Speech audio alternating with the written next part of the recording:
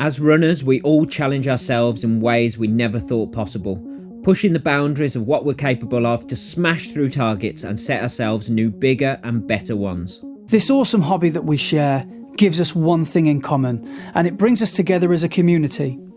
Whether you're working towards completing your first parkrun or you're a veteran of the sport who's run 100 ultra marathons, we all know the feeling of reaching that maxed out effort and our own red line. Welcome to our podcast, where your hosts Brett Elesmore and Andy Maguire discuss the struggles, the successes and everything in between on our running journeys, as we all work towards the next time we're running the red line.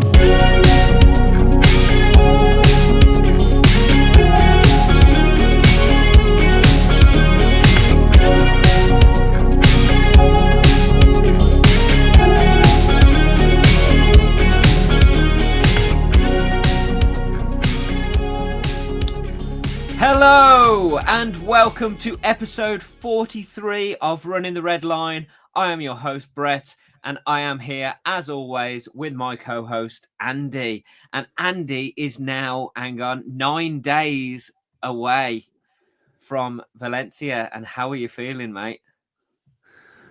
Bueno, muy bueno. Feel all right.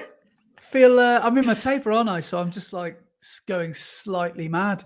But apart from that, feeling not too bad. Good. Are they legs feeling fresher or are they feeling worse? I feel weirdly worse, but I know it's all mental. Like I know it's just purely at this point a mental game, and I've just got to try and not give in to the paranoia and the the craziness that it makes you feel. But no, I feel like I've reduced my volume significantly, really, because at this point I haven't done my Friday run yet. Where are we? Friday. And at this point 2 weeks ago, when I was in my last week of peak, I'd done about 70k by now, which is about 40 miles. Now I've done 2 runs and I've run about I don't know if I've run 10 miles because this week I'm only going to run, no, it's probably a bit more than that, but this week I've got just over a half marathon to run plus today's run. So I've probably got about 20 miles to run today over the next few days.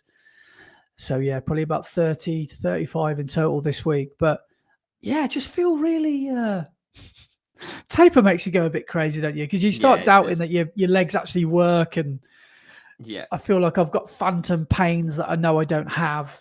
Well, I hope I don't have. Running feels alien, doesn't it? It feels like, do I actually run? Do I actually do this sport? So it's a strange one, but I've started to get really excited now because I've started to think ahead to how my weekend's going to look, and I've started to think about what I'm going to run next week, and will I do a shakeout? Won't I do a shakeout? That sort of thing. And I've decided, I'm probably just going to do. This is all subject to change because of logistics and everything, but I was going to do the official shakeout run because it looks awesome, looks really good, but I didn't realize you had to sign up for it, and I've just realized that it's all sold out. So I think you had to pay for it, but the official shakeout is like an actual 5k. It's got a start and a finish line, and you get some goodies afterwards, including Coca-Cola, which I know you would have been very, very happy about. Is that the one you showed me the other week where they had a sandwich? That's it. You get like a cheese sandwich or something like that. But I tell you what they have released. You might be interested to know. They've released the marathon have released what your goodies are going to be in the expo. Oh, and are you going to get some tender stem broccoli? No, and I'm seething about that because the only reason I'm doing the marathon is to get me broccoli, and there's no broccoli, and I can't believe it. I'm livid. So I don't know if you can see the screen, but that's the little thing of goodies. Oh yeah. So you either get, when you signed up, you either get a vest or a t-shirt, a singlet or a t-shirt, and I went for the singlet. Last year was like pale pink. It looks so cool. But this year they've gone for a navy blue, which is also equally quite cool. So it's got like a diagonally written Marathon Valencia, and it's a New Balance singlet, which looks quite cool. And the goodies that you'll get from the expo are... Can I just stop you for a second? You can tell you've been researching about Valencia because My soft C. You didn't say Valencia. You said Valencia. Valencia.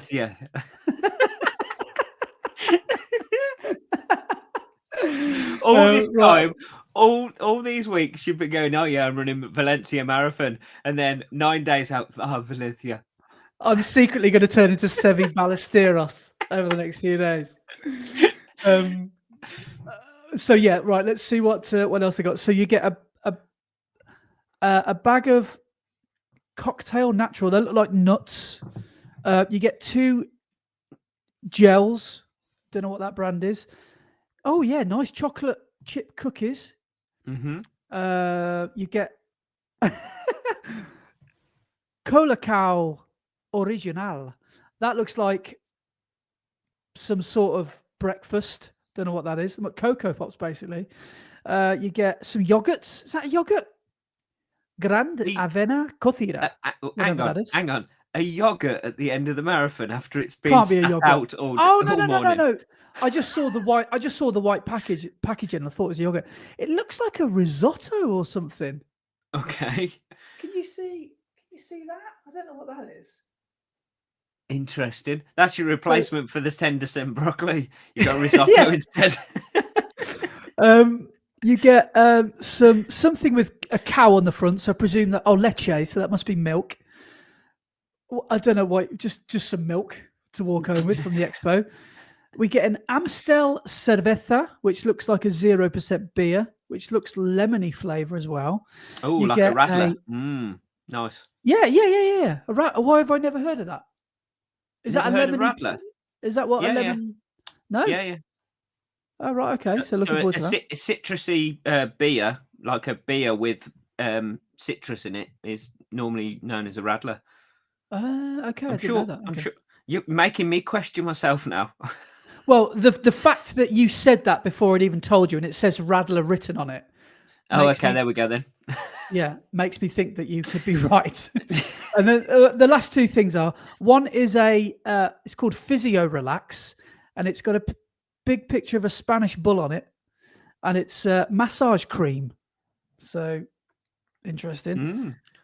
And there's like Vaseline. You get some free Vaseline. Excellent. So that's that. And then for the end of the race, we've got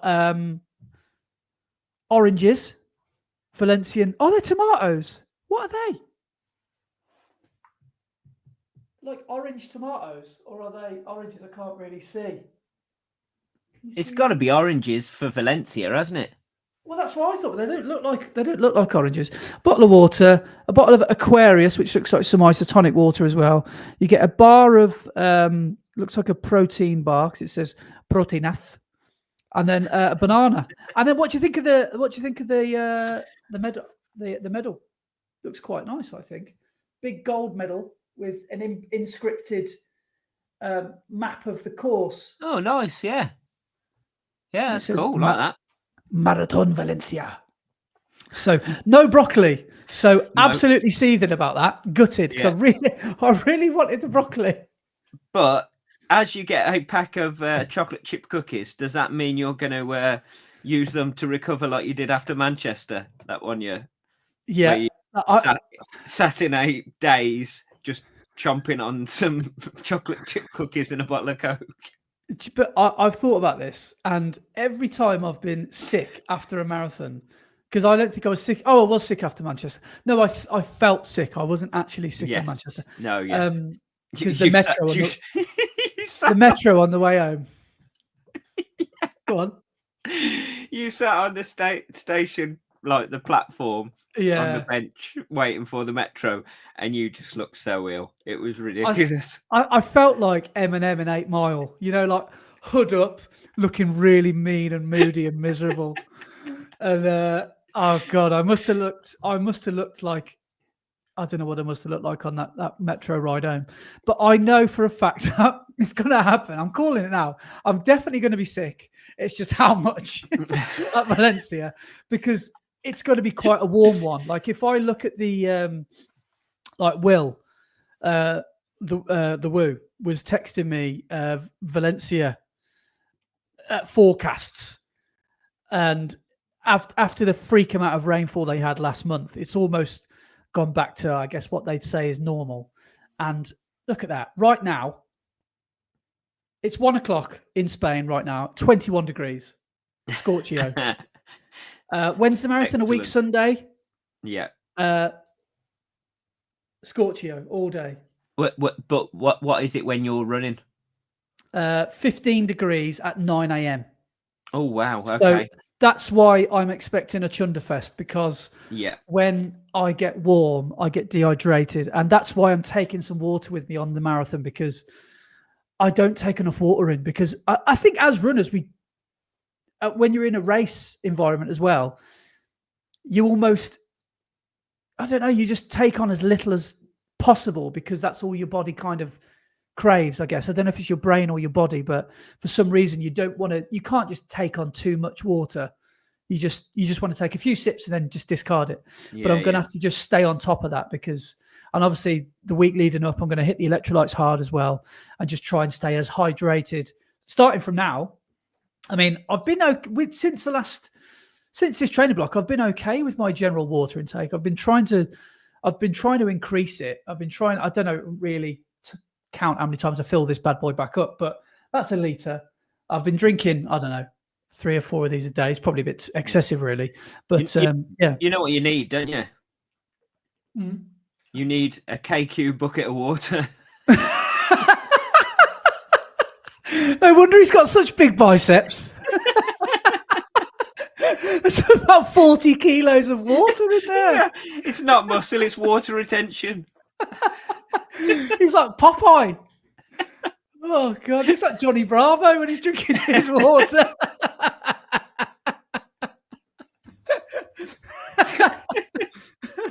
Yeah, we obviously had the Quiney boys on last week. So big thanks to those boys for coming on the podcast last week. You're welcome anytime, boys. But it was just really interesting listening to the stories about their Chester Marathon.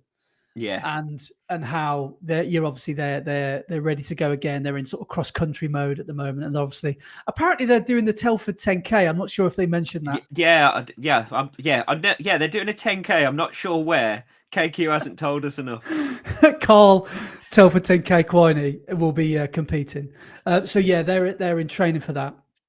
And were you tempted to participate in at Telford? But I thought about it earlier in the year, and then by the time I actually thought about it, it had all sold out.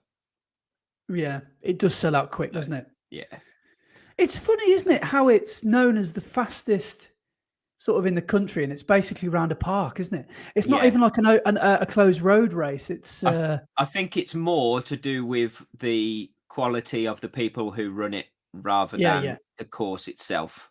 Yeah, it's a quick course, but the people that go and run it, I think that helps drag people along, and it's quite competitive up front. Yeah. Well, I wonder if there's any prize money, or is it more that it's a championship? Is it a qualifier for some sort of nationals, or I'm not sure. But I think Samantha Harrison has won it the last couple of years. Yeah, I could be wrong about that. I think she holds the course record for the women. Yeah. But yeah, it's awesome, isn't it, that it seems to attract that level of athlete? You know, there's almost. Is she a professional athlete or not? I'm not quite sure. I think she is, yeah. But either way, it's amazing that it seems to attract that caliber. It attracts KQ, so it must be good. It must be a good race. They got KQ down there. His big bottle of water, if he can get it in the car. Yeah, they don't. There is a turnaround point, but they don't use a cone. They use KQ's bottle of water because it's big enough for everyone to see. His bottle of water is the water station for everyone. It's got a tap on the bottom so everyone can fill up a cup as they go past. Oh, funny stuff. But yeah, so it's good to have those lads on last week, and I particularly enjoyed the video they put out this week. Yes, which was TQ and RQ racing in the Birmingham League Division Birmingham 1, which League, is what the one you were in the video, weren't you? Yes, it was our first Division 1 race. Yeah, and the bit that absolutely killed me was this Todd's finish line sprint, where someone's going, go on, son, go on, and he's just overlaid a shot of a camel going. But I mean, I don't know how that finish line sprint feels in cross country, but I imagine it's similar. That's the most relatable bit of video I've ever seen. That's exactly how you feel. I was nearly on the floor crying listening to that, watching that. That was absolutely brilliant. I also liked how at the start of the video, TQ said, and I'm flying solo for this one. And then RQ goes, hang on a minute. I'm just going to do my best KQ impression and walk away from the camera and start and say, we're at the Birmingham League. It's so good. It's impression. Yeah, it's good stuff. So that was a good. Maybe we should introduce a video of the week segment, because that would be well up there. That was a good video. So definitely. So yeah. And the arm sleeves can stay in the closet. The arm sleeves can stay in the. Oh, they came out the closet for me, didn't they? When we did my 30K. What do you think about them? Do you own any, or are they a little bit too sleeves? Are they a little bit too dominatrixy for you?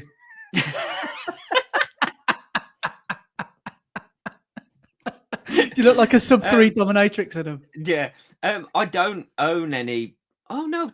Yeah, I do. I own a pair because I bought some from one of my clothing suppliers. So where I buy all my blank clothing and stuff. Just randomly, they had some arm sleeves and I was like, oh, I'll buy a pair of them. I've never even put them on, let alone worn them for a race. Yeah, I've never even seen if they fit. Yeah. Well, I don't know what it is, but subconsciously they make me feel a bit more the same. They give me the same sort of thing on. I only ever wear. Well, I'll say I only ever wear them for races. I wore them for a run around the block with you the other day. But I only wear them when there's sort of effort involved, and they seem to just give me a lift in the same way that super shoes do. I can't really explain it, but they just seem to just. I don't know what it is. It's an extra little bit of kit that makes you feel slightly differently. And I can't really like these, right? So I'm going to show you these that I've recently bought. And these do a similar thing that I debuted for the Alton Towers half marathon last week, which are my ultra, I'm an influencer, knobhead sunglasses. Yes. I love them, mate. They're so good. They just give you something extra, and sometimes it's just fake it till you make it, isn't it? Yeah. Sometimes it's all about how you feel, and if you have to spend a bit extra to feel good, and that's so be it. Well, it's like what's called Josh Kerr and Fred Curley. They're sprinting or running the 1500 meters, but they always wear their Oakley sunglasses. Always. Yeah. I do like what I heard that Josh says. Josh, like me and him are on my mate Josh. Or JK. Well, I was chatting to JK and I just saw it on YouTube. But what he said was he wears his glasses. So I don't know if there's an equivalent of a green room or something like that for the athletes. So no one can look at his eyes. Yeah, so no one really knows what he's thinking or where he's looking or who he's sizing up or what. And I quite like that because he's already getting in under the skin, or he's getting into people's heads. I don't know if that's part of it, but I would say those sorts of races, like the shorter races, it is all mind games as well and mental. It's a bit. I suppose it's a bit like a boxing match or something like that. If you can get a slight edge before you even step in the ring, then you've won already. Yeah. Because you've got that mental step up from everyone else. Yeah. I wonder if it's like like the equivalent of you smelling blood, you know what I mean? Like when someone's looking over their shoulder, because you always hear commentary on London Marathon or whatever, and they say as soon as someone starts to look over their shoulder, they're worried, they're anxious. Yeah. And then if that almost gives a subliminal lift to the person chasing to know that they're worried about you. So I wonder if it's similar to that sort of thing. But if anyone you don't need to be worried about what I'm thinking if you see me at Valencia, because all I'll be thinking is, am I going to be sick, or how much am I going to be sick? That's all I'll be thinking. So, over in Valencia, are you going to wear those glasses and the arm sleeves, or well, are you going to? It's very not the arms. Well, no, because it'll be like 30 degrees, won't it? 20 degrees, and that's air temperature. So in the sun, it could be more like 25, couldn't it? What's his name though? Mo Farah used to wear arm sleeves all the time, no matter what the weather. Really? Yeah. Like almost like a piece of his go-to gear that he would wear. That was his kit. Yeah. Yeah, I don't know. I don't. I mean, all I'm going to wear is, I haven't 100% decided what singlet and shorts I'm going to wear yet. But yeah, I'm. We'll talk about that next week, because I still haven't decided. But no, I won't. I very likely won't be wearing arm sleeves, because I'll be wanting to be as cool as possible. Yeah. And Mo has probably got being as cool as possible down to a fine art. And let's face it, the conditioning of his body might be slightly different to mine. Yeah. So I will, I'll probably be doing a Matt Choi and going topless. Talking of Mo Farah, did you hear about the news story about him this week? No. It's brilliant. So basically, he went out for a run, and he lives in a gated community. Yeah. So it's quite a nice place where he lives. So he went out for a run and took his phone with him down to the warm-up and everything, but left it by a bush whilst he was running, because he lives in this gated community. He knows everyone that lives there. He knows it's safe. And a van was driving round and looked a bit dodgy, he didn't recognise that was there normally. And he saw them nick his phone. So they got back in the van and drove off. He chased them on foot, caught the van, and they gave him his phone back. So he was running 30 miles an hour to try and get it back. Basically. Wow. Never, ever steal anything from a marathoner. Never steal anything from a marathon runner, because they're fast and they can run for a long time. Yeah. Fair So play. I think that's brilliant. A good story. That's a good story. That is a good story. Yeah. That is one of the good things about learning to run long and hard, isn't it? If anything ever got nicked from you, you'd fancy your chance of catching them back up. Yeah. So yeah. Or if you're walking through a dodgy town and it's a bit you're not sure about the place, and if anything happens, you could probably get away. If you want to turn round and you could probably make a swift exit. But speaking of, you mentioned like the psychology of a boxing match. Did you happen to catch any of the Jake Paul Mike Tyson fight? And what are your thoughts and feelings on it? I didn't watch it live because it was at stupid o'clock in the morning, and I wasn't really that interested. Because I think it was 5 o'clock in the morning our time, which is but it was free on Netflix, wasn't it? And apparently there was loads of people online afterwards that said we had more of a challenge trying to watch it and beating the buffering than there was in the fight, because because so many people were trying to watch the Netflix stream. The Netflix servers had a real bad time trying to actually stream it out to everybody. So there's loads of buffering going on live. No, exactly. Netflix have never done that, have they? So they've done live stuff before, but I don't think they've had that many viewers at one time. Oh, I didn't realise they'd done any live stuff. Yeah, they've done live stuff in the past, Netflix, but never to that many people. But there were so many people watching it because everybody just wanted to watch Mike Tyson knock Jake Paul out. That's the only reason people were watching.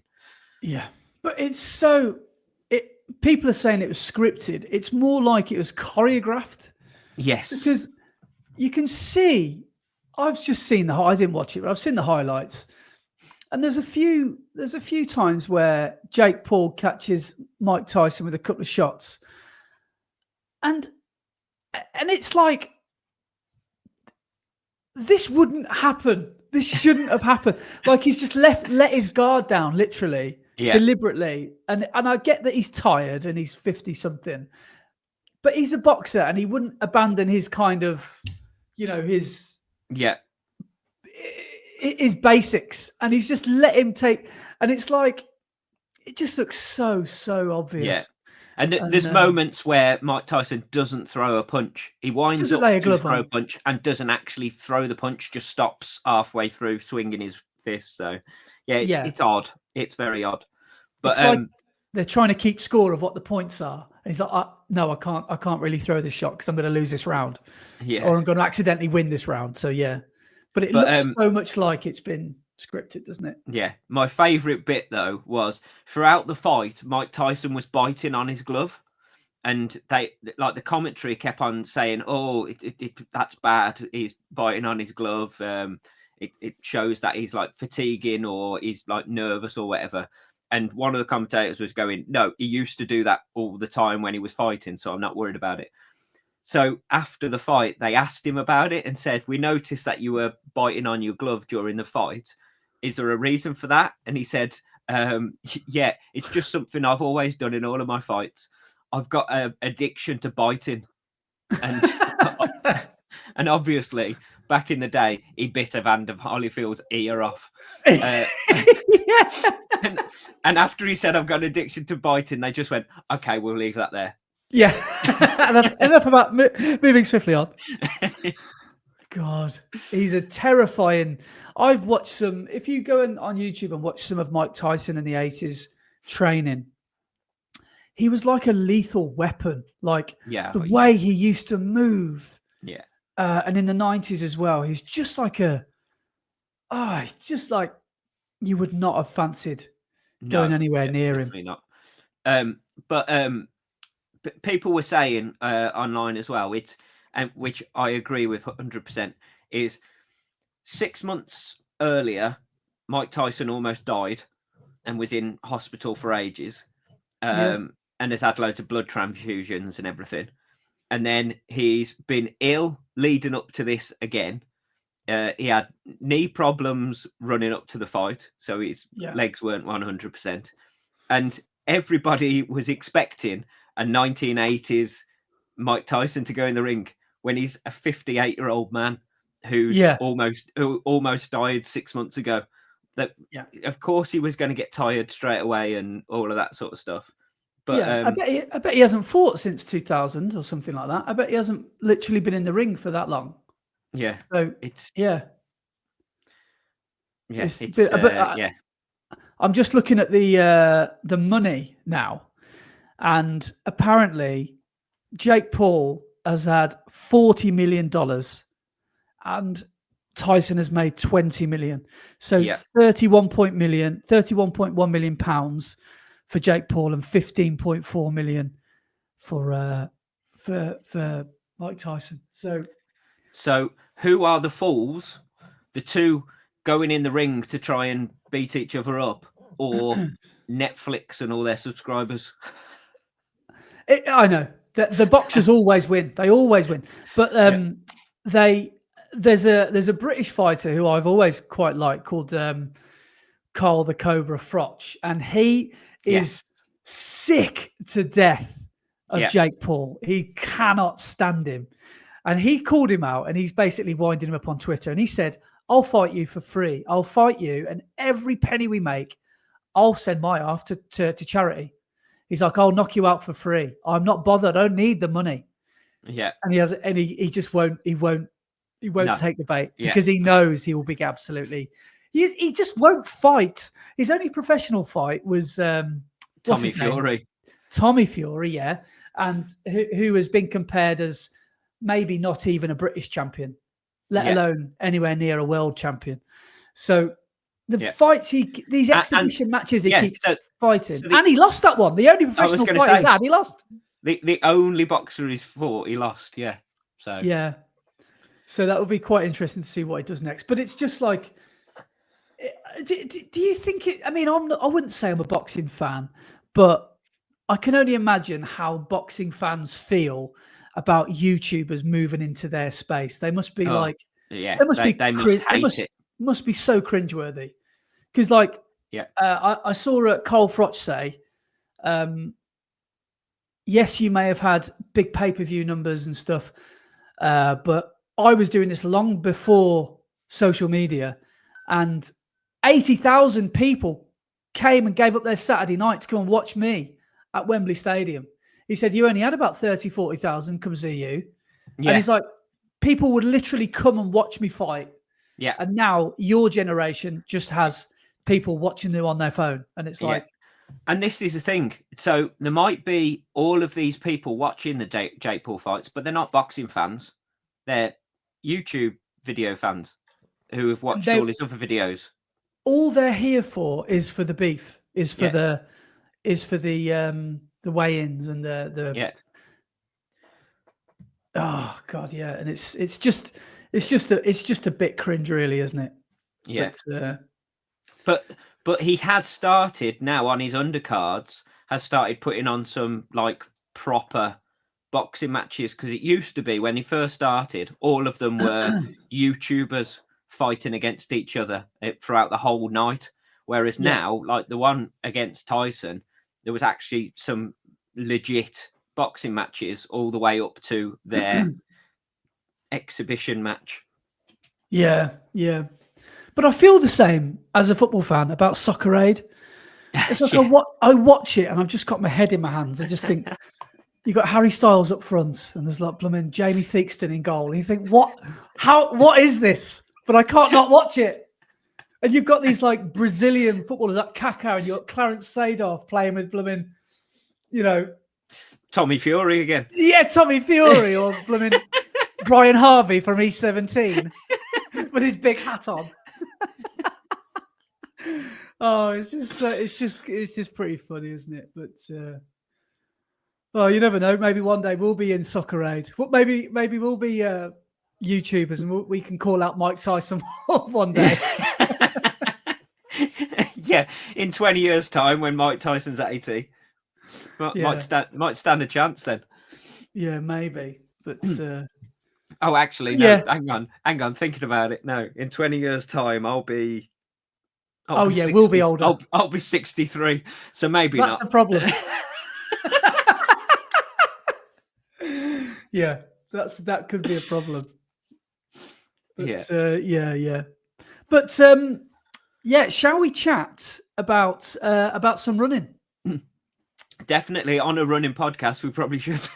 We probably should. 32 minutes in. But yeah. So why don't you give us an update on those pesky calves of yours?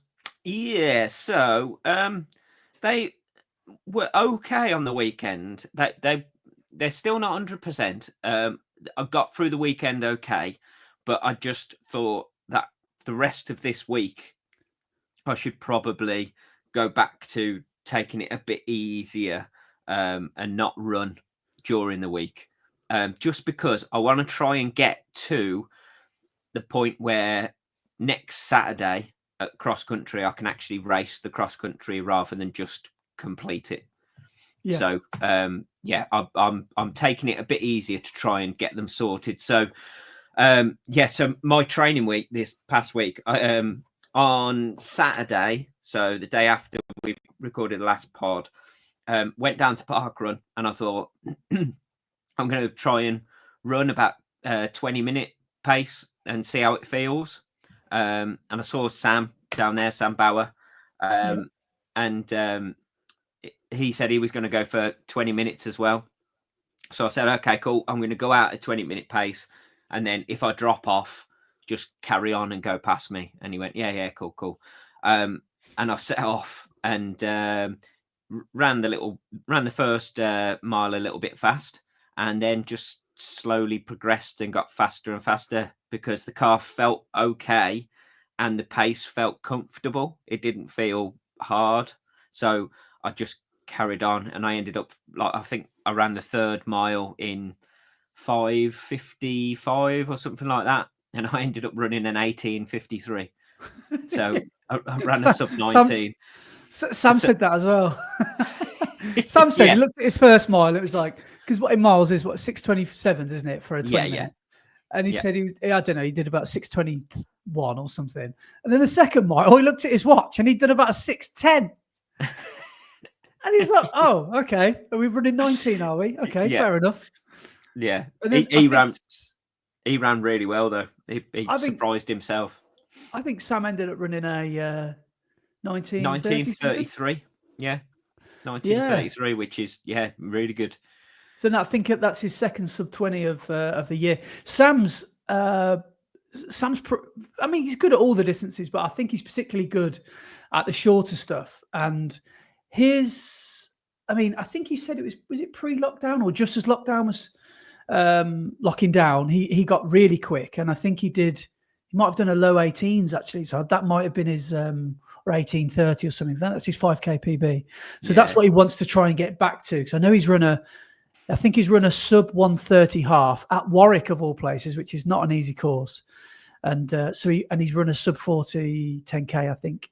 So I think he wants to try, and that might be his 2025. Yeah, get his 5k down. Yeah, nice. Yeah, he ran really well. I think he surprised himself with how he did. But as we came into the second lap, I passed Lisa Thomas, and she went, "Taking it easy, Brett." So I was like, "Yeah." How's that going for you? Yeah, because at the start she was like, "How's it feeling?" I was like, "Oh, it's not great. I'm gonna run about 20-minute pace and see how it feels." And she went, "Oh, okay, cool." And then as I went past her, she was like, "Yeah, I'm obviously taking it easy. Nice one." Do you find though with this injury, not that I really ever know how this would feel, but do you find that the faster you go, the better your form is? So maybe when you're running easy, it hurts a little bit more. So the faster you go, you think, "Oh, this is actually not bad." And you realize, "Oh, actually, I don't know. Is fast running better than not running at all?" I don't know. It might not be. But it's not even fast for you, is it? But quicker. During marathon training, when I was struggling with my glute and my hip, I found that at a faster pace, my hip and my glute hurt way less than running easy. And I think it's just that I think it's the amount of time that you spend on your foot. Yes, you're running at a faster pace, so the impact might be more, but you're spending less time on the ground. So you're actually spending less time putting pressure onto your joint. So I think that's possibly what it is. But it's I think there is something in that, definitely.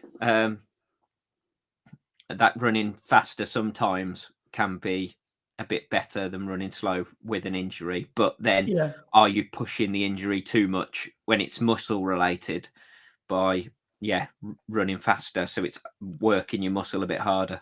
So you, in the moment, you actually feel like it's easing up, don't you? I can imagine. Yes. Yeah. Well, that's the thing. It started to loosen up as I was getting into the 5K. So my pace just like naturally got quicker because it didn't feel, it felt comfortable. So I just naturally got quicker and quicker. Did you wear your Takumis or did you wear your Primexes? What did you wear? No, I was wearing my old pair of Adios Pro 3s. Okay.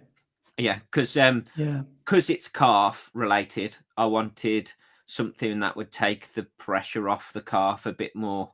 And super shoes are designed to not put so much pressure on your Achilles and your calves. Yeah. With the carbon plate and everything.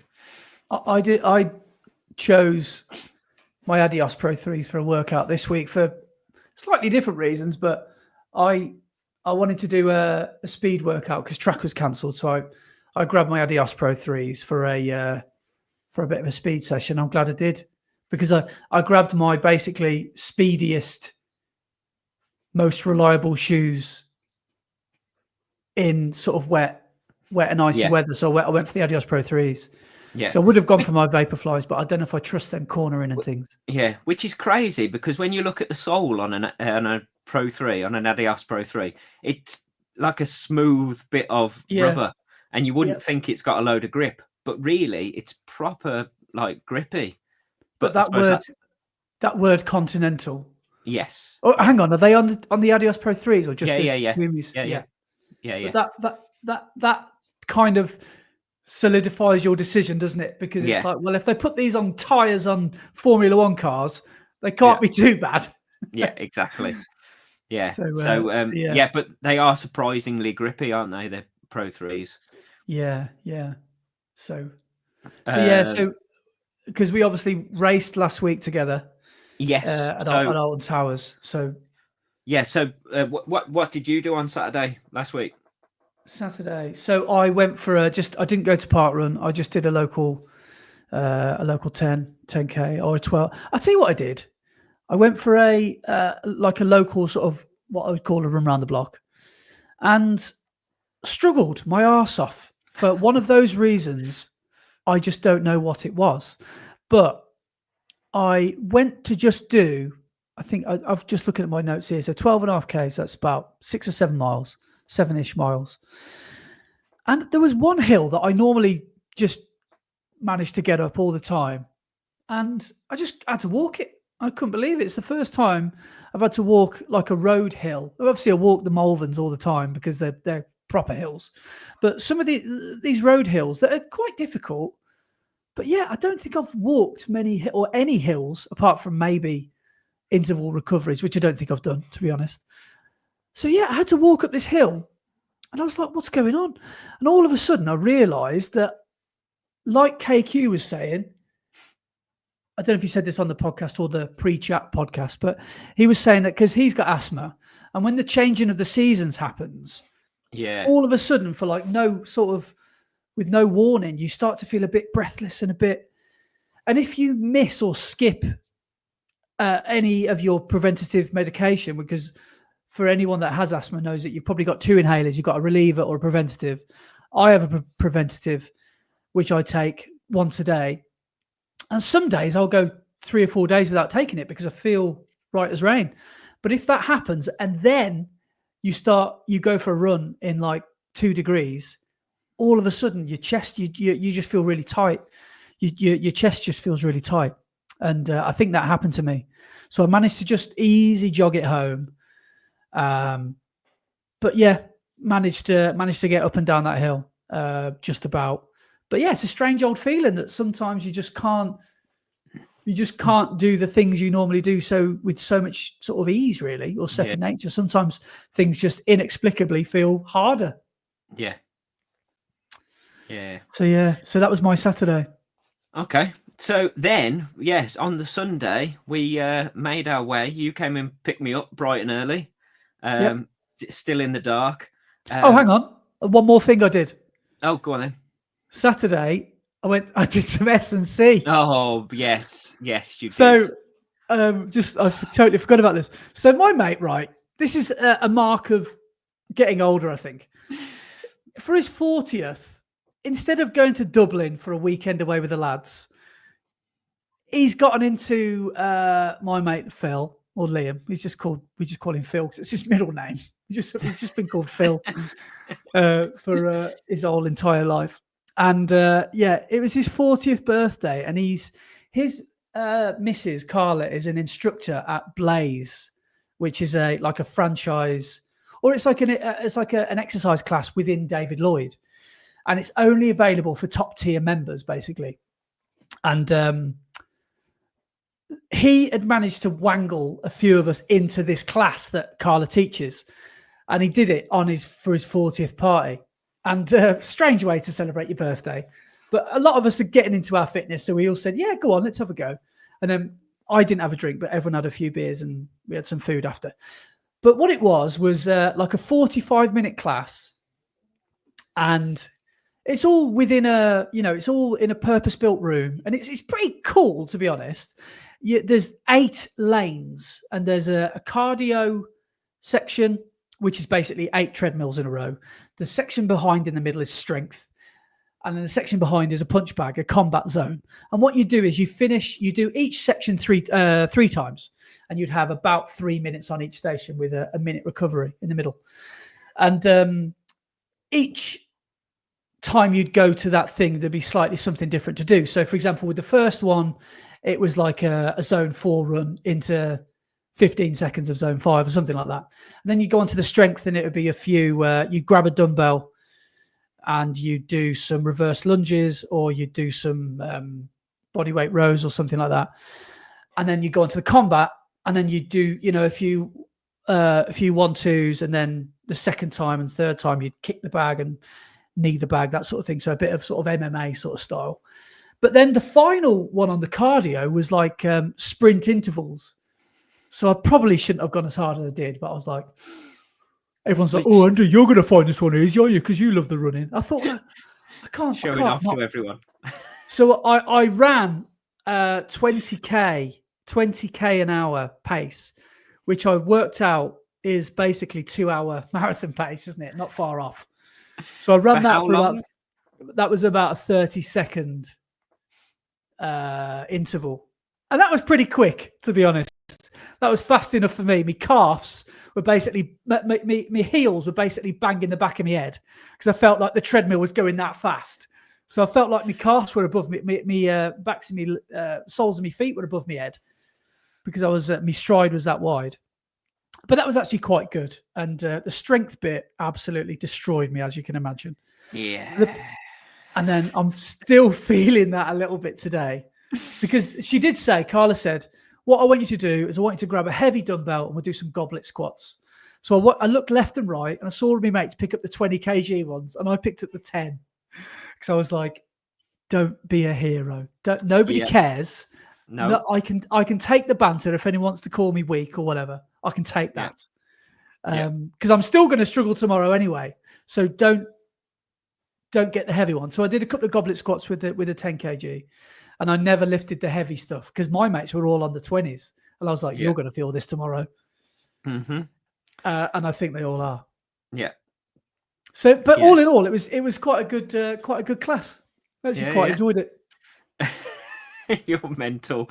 Start your taper and, I'm just going to do some stuff I've never done in my life and really work all the muscles I've never used.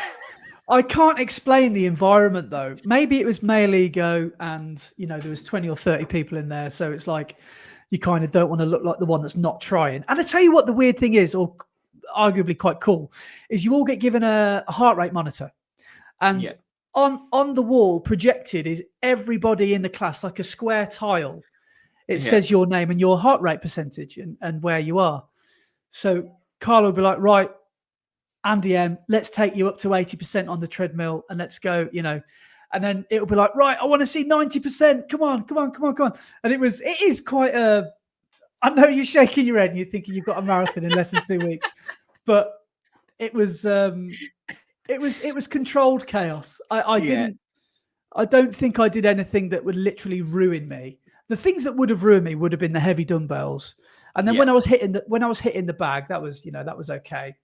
But the dumbbells would have been the ones that killed me because everybody knows that I don't do my S&C. My hamstrings and my quads and my thighs are not strong at all. So well, that's I'm still feeling. That's what I was going to say. So do you know I said recently I've started to up the weight on my reverse lunges and my goblet squats and stuff.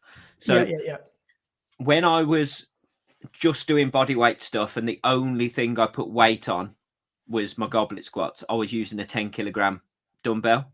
That's what I was using. Now I've upped the weight. I'm now doing 10 kilograms in either hand for my reverse lunges and then a 20 kilogram for my goblet squats. So that's what I've upped to. And that's difficult. It's because when I've thought about it, I was like, that doesn't sound very heavy. Because when you hear about people squatting when they're on a squat rack with like a proper, I don't even know what they call it, a barbell and rack and everything. Yeah. They're squatting heavy, and they're squatting like their body weight and stuff. But with a goblet squat, you aren't going to be able to squat anywhere near that because of the way that you're holding the weight and everything. Yeah, and because the center of gravity is further away from you, isn't it? And yeah. And I thought 20 kilograms not that heavy, but then I thought about it, and it's like a third of my body weight. So actually, it is quite a lot, to be honest. That is a hell of a lot. Yeah. Another third of my body weight. Yeah. But and let's face it, we're not exactly bodybuilders, are we? Yeah, no, exactly. Our bodies are not built to do short, heavy reps. And that reminds me, by the way, I'm probably going to offend a couple of people here, but such is the Running the Red Line podcast. Here we go. I got chatting afterwards to a power lifter, and that was about 17 minutes of my life that will never ever be returned to me. Yeah, because I made the mistake of saying, what do you sort of, I can't remember what I said. Like, didn't you say what you're training for? What you training for? Yeah. Oh my God. And this woman, she basically saw me as fresh meat, I think. Because there's someone I've not told how heavy my deadlifts are. I'll go and speak to him. I don't even know if she was with our sort of party or not. I was hanging out by the pizzas. That's it. Because I was smashing all the pizza. And she came over. She didn't even have any pizza. She just came over to talk to me. Well, she couldn't have carbs. She's a powerlifter. Can't have carbs. Exactly. No. She went and had 3 steaks afterwards. Yeah. And God, she bored the life out of me because she was just telling me about her deadlifts and her squats and her routine.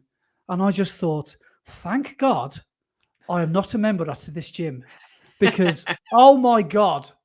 And that's another thing, right? David Lloyd, what a strange place, because the amount of Aston Martins and BMWs outside, I just felt like thinking, are you like here to drink lattes and take pictures of yourself before you actually do one rep of a heavy lift and then go home? Or you actually... Well, some of them don't even do a rep.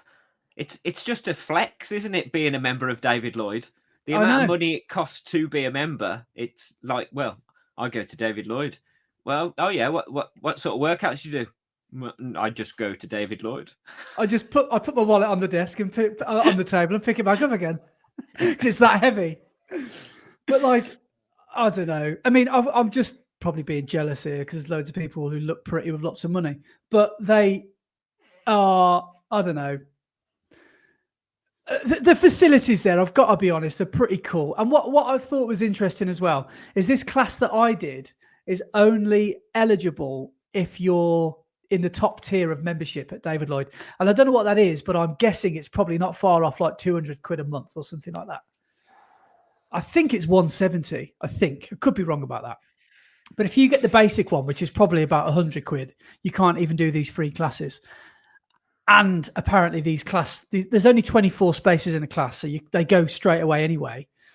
And they're booked up 3 months in advance or something like that. And they put it right by the reception. When you walk in on the right-hand side, all you can do is see these people through the glass doing what looks like this really fun interval workout. And you think, I want to do that. So you have to upgrade your membership if you're interested in it. But no, I don't know. I don't know what it is. I just don't think I like gym culture. And I'm probably giving that woman a hard time. Yeah. Because she's probably a lovely lady. But bloody hell, man, she bored the life out of me. And I just thought, powerlifters, man, you must be up there with the most dullest people I've ever met in my life. Because all you do is pick things up and put them down again in a little room. I was like saying, well done, you're hard, aren't you? But, right, the people that don't run, that you start speaking to, they probably think you're the most boring person in the world because you talk about running around in circles on a Wednesday and then just running from A to B. Well, yeah, I get that. But I'm also flying out to Valencia next week. How do you know she's not? How do you know she's not flying out to Valencia for a powerlifting championship? Because she'll be at David Lloyd telling people who have just turned up for that Blaze class that she's just deadlifted 135 kilos. That's how I know.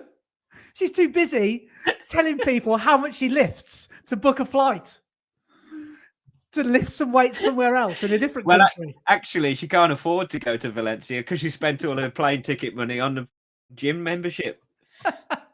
Exactly. So it does, it does. And I know David Lloyd is a good gym, and it's got really good facilities because obviously the swimming pool and the sauna and the steam room and all that sort of stuff. And I think it's the sort of place that it's that price for two reasons. It's to detract what they would probably consider riffraff like me from joining, and it's to attract people and make them spend their whole week there, to come there, work there. There's even a creche for the kids, for those people that have got kids. There's a coffee shop. There's like a proper nice menu, so you can have breakfast, lunch, and dinner there. You can obviously, you've got the Wi-Fi, so you can work from sort of, inverted commas, home. So you can network there. You can have business meetings there, and then obviously you can work out. So they obviously want you to live your whole life there, which I get. Yeah. Which you probably would. You can't do that at Pure Gym, can you? Yeah. No, it's understandable, that it's like that, and I mean, if you can afford to do that, you would, wouldn't you? Yeah, of course. If you're a surgeon or a doctor, or if you've got if you've got expendable income, yeah, why not? I totally get it, because it is a nice place to hang out. Yeah, but I'm just being salty because I can't afford it. Yeah, and he hate powerlifters. Yeah, see, I can't lift more than 10 kg. I can't lift more than 10 kg for a goblet squat. That's why I really don't like it. See, like quite about 10 years ago now, when we were, me and some friends from work decided to do the London 100, the Ride London bike ride, one of the women I work with, she was a member at David Lloyd.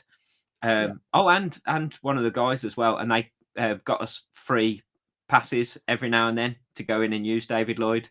So I'd go in and use it, and having the sauna and the jacuzzi and all of that stuff, it's a bit of an upgrade from a standard gym, isn't it? It is. It's a really nice place, and you walk in and everyone's shiny, and everyone's looking like KQ, basically.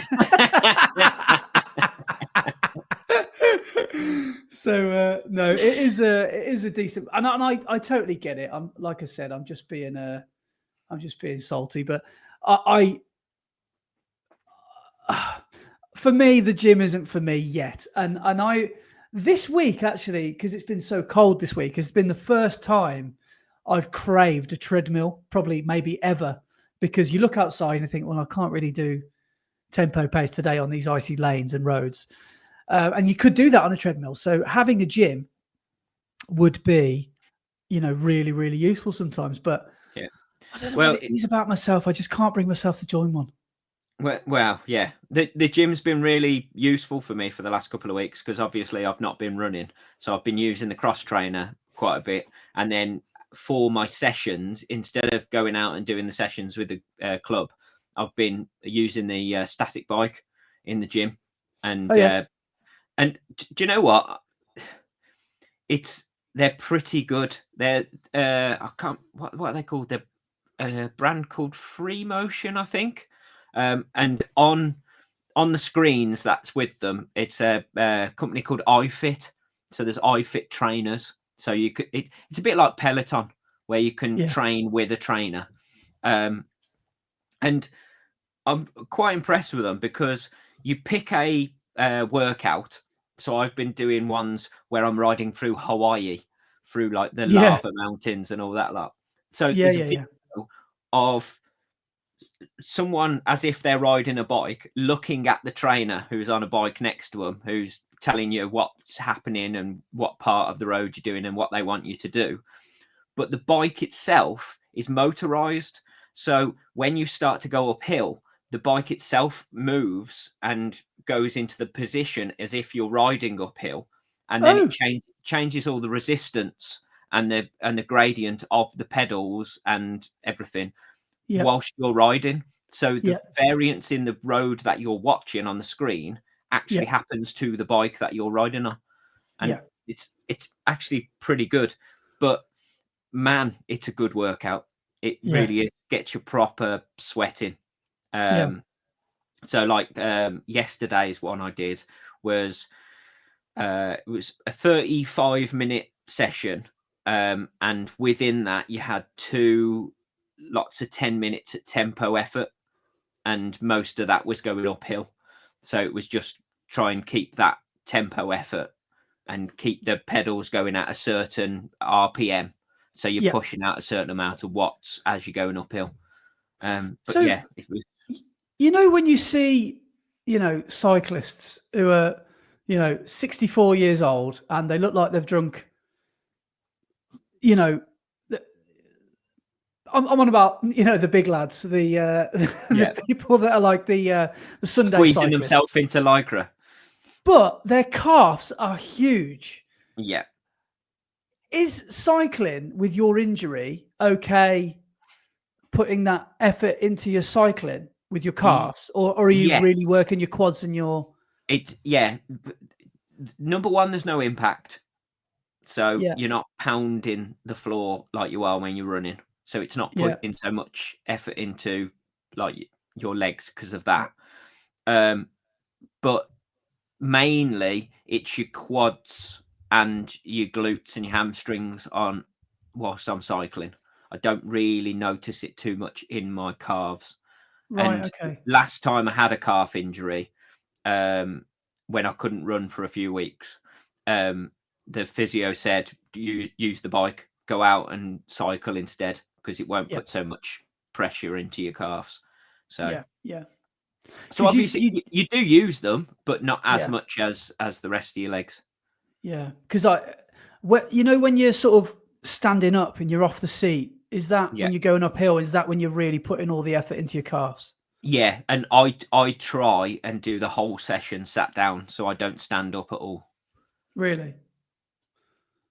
Is that the same when you're actually on the bike as well, like on the lanes, or when you're out and about? Most of the time, I only stand up when it's a really steep hill. I try and put it into a real low gear and just, or is it high gear? No, low gear, and just let the pedals go and use the cadence and use my cardio to get up the hill rather than grinding up in a really tough gear. I tend to just let my legs go. Lance Armstrong school of thought. Yeah, but on this one in the gym, you haven't got control of the gears. It controls the resistance and the elevation for you. So it's basically the pedaling gets hard and you just have to push through it. Yeah. But that was my experience at the gym was quite good. And what's a brilliant way to recover from an exhausting 45-minute blaze session at David Lloyd? Go and do a half marathon the day after. A really hilly half marathon as well. Yeah. So it was our yearly trip to Alton Towers, and one thing made it extra, that we had an extra reason to go down there this year. Yes. If you're thinking the same thing I am, there's a certain ride that is back with a vengeance, and it's better than ever. Nemesis, the OG ride that everyone used to talk about as a kid, the best ride in the world, has been out of action for 2 or 3 years, maybe, I can't remember. Yeah. For a massive refurb, and it is ridiculous, isn't it? It was so, their attention to detail was so good. Yeah. And we managed to get on it, and we had a good time. Yeah, it was wicked. Really, really good. That was the highlight of the rides. That was just crazy. It is exhausting though, like getting from Wickerman to what's it called, Nemesis. It's like a half a mile walk, isn't it? Yeah. It's quite an exhausting day going to a theme park, let alone having to run a half marathon.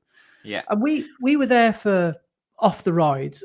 When we were doing the rides, we were there for probably about 2 hours, and we only got on 3 rides Yeah. And bear in mind the weather was pretty bad, so we probably could have done more. But it's a long old day, isn't it? Well, according to my watch and my steps and like the distance that we walked, after the half marathon, we did another 6 mile of walking. 6 miles. Yeah, and that's from the car. So we'd already walked back to the car. I put my Apple Watch back on, which tracks how far you've walked from your steps, and it said we did an extra 6 mile from when we got changed at the car until we got back to the car at the end of the day. Wow. I mean, Alton Towers should probably have less car parks and more roller coasters, really, because there is a lot of car parks. And we've seen every inch of them. every single parking bay. We've seen them all. We've seen them all. Yeah, we've seen them all twice. Yeah. It was a really good evening on the rides. We managed to get on 3, didn't we? We got on the Wicker Man, which it's such a great coaster that is, isn't it? Yeah. And then we managed to get on Nemesis, which was ace. And then which we did during the wet, and as it started to go up at the start, because it had rained on top of it whilst it was sat and we were getting on, as we started to go up for the start of the ride, just all the rain just came and hit us off the top of the of the ride, which was interesting. But then we got onto air whilst it was absolutely chucking it down, and because we got on the front row, me, you, and Sam got soaked. That photo, was it the air photo or the Nemesis one? That, you know, you get your free ride photo and you exit via the gift shop, that sort of thing. Which photo was it where we're going like? Oh, that was air. Was it? We were on the front row, lay down like Superman, flying quite quickly into the rain. All three of us were just going. I couldn't see a thing.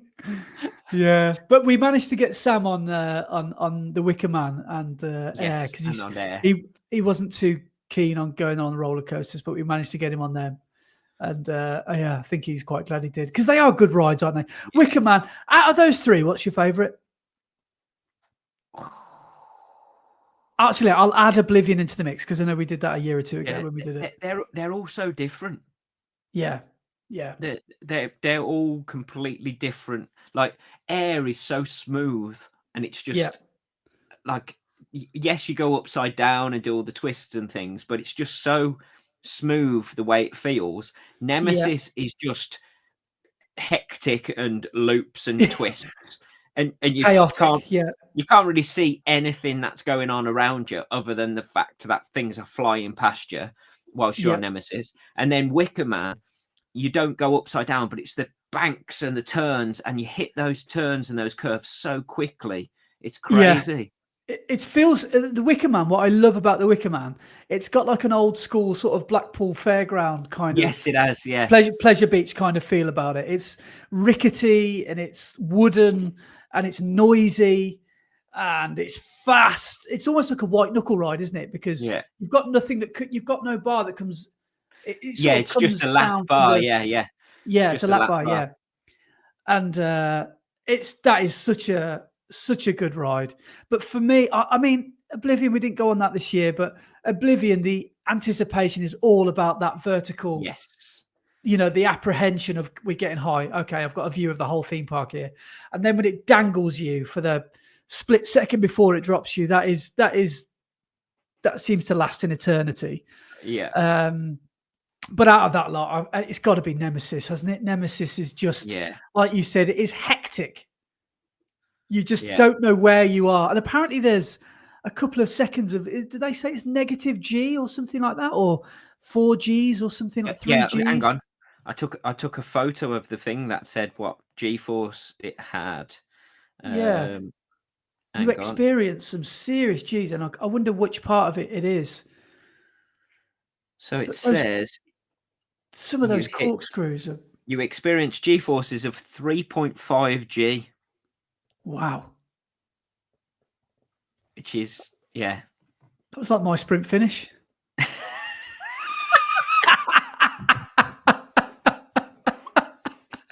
I think that was at least 3.7, Yeah, maybe whilst you're 3.8. going, I've done him. I've done him.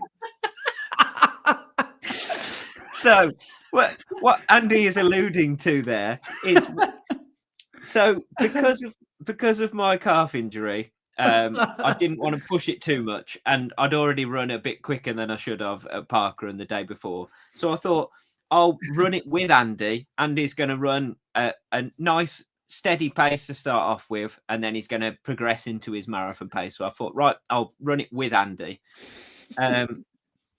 And we ran the first part together, ran the first loop together, which was pretty good. We went through CBeebies Land and saw the Teletubbies.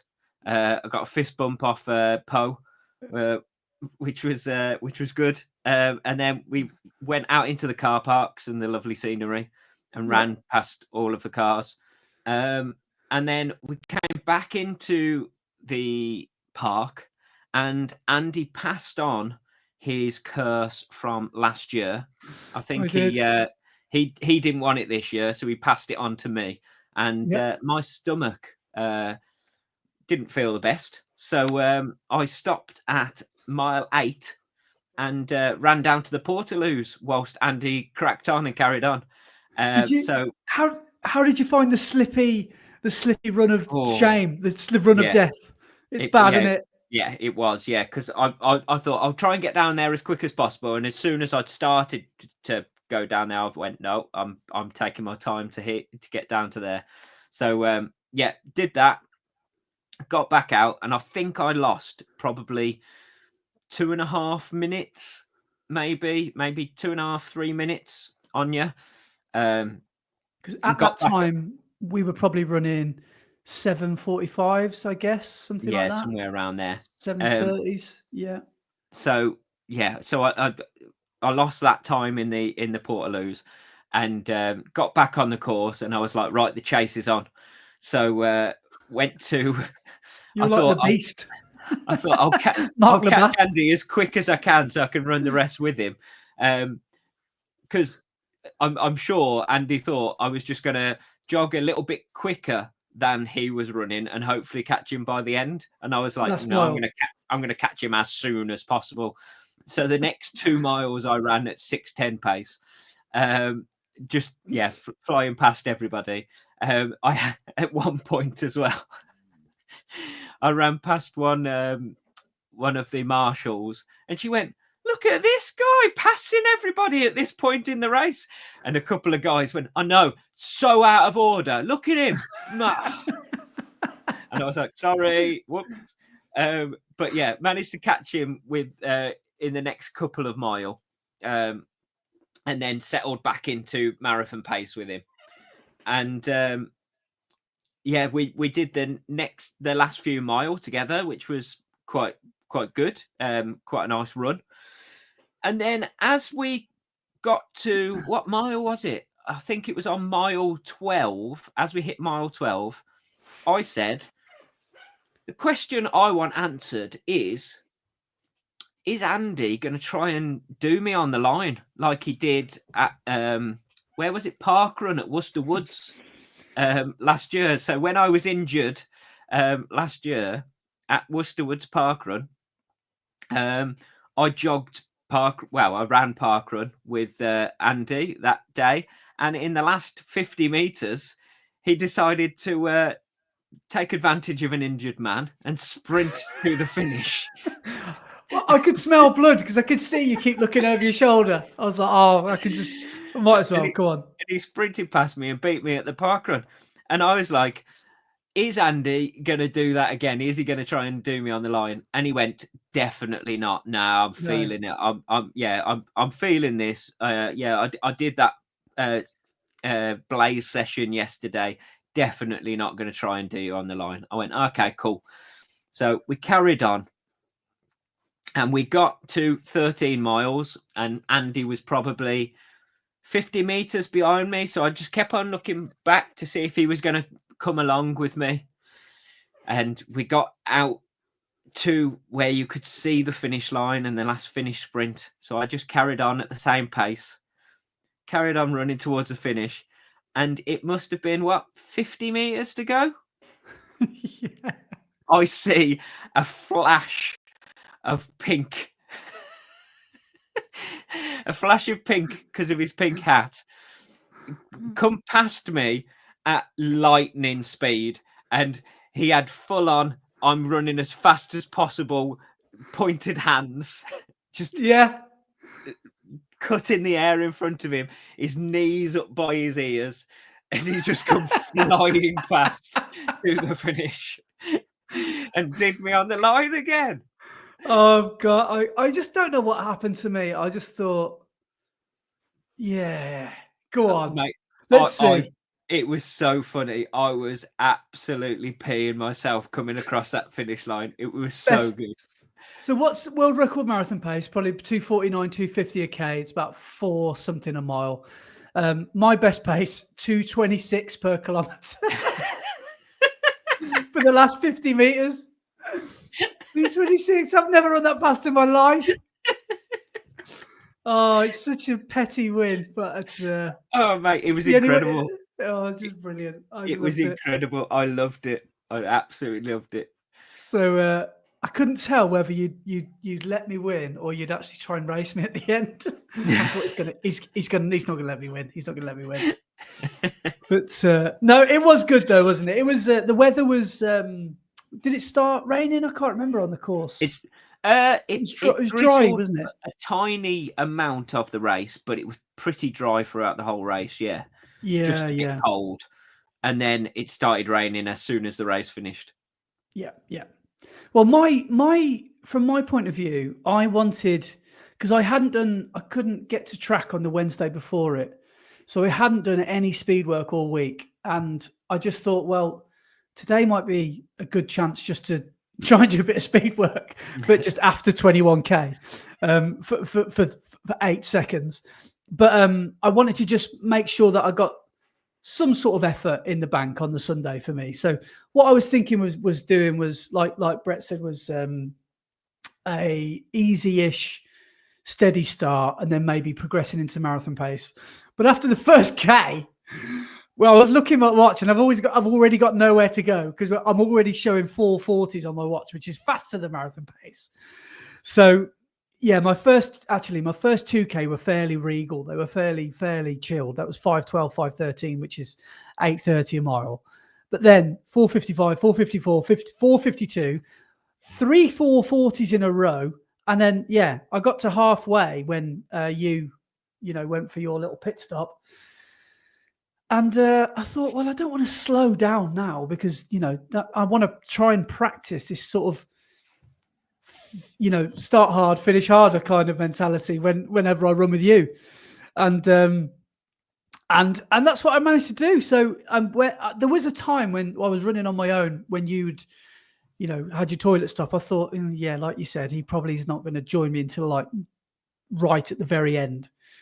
And I was thinking, shall I put my foot down and just try and... But I thought, no, don't play him at his own game because you will not win. You will not win. If you're going to beat him, do it pettily in the last minute. That's the only way we can do it.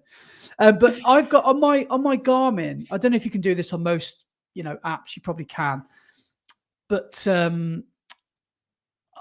you can trim your activity on Garmin. So what I can do is I can slice it in half.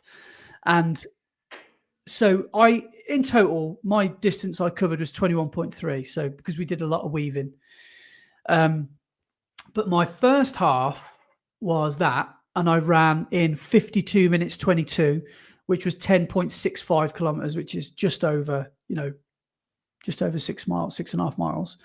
And then the second half, I did it in 50 minutes and 8 seconds. So the first half was 4 minute 55 a K. Second half was 4:41. Nice. So managed to probably run a bit faster than I should have. But since when are any of us runners sensible? Like when do we do anything that? And it's a race. When there's a start and a finish and especially a finish, you just think, oh no, I can't do this. I can't just literally chill out. I've got to got to something in me, something in us within our running DNA that says, no, I will not slow down, I will speed up, which maybe is not the best wisdom to impart, but 2 weeks before a big marathon, but managed to get round and sort of did the whole thing just slightly slower than marathon pace. But I got a massive course PB. I got 5-minute course PB. I think we both got round in 1:42:30-ish, didn't we? Yeah, something like that.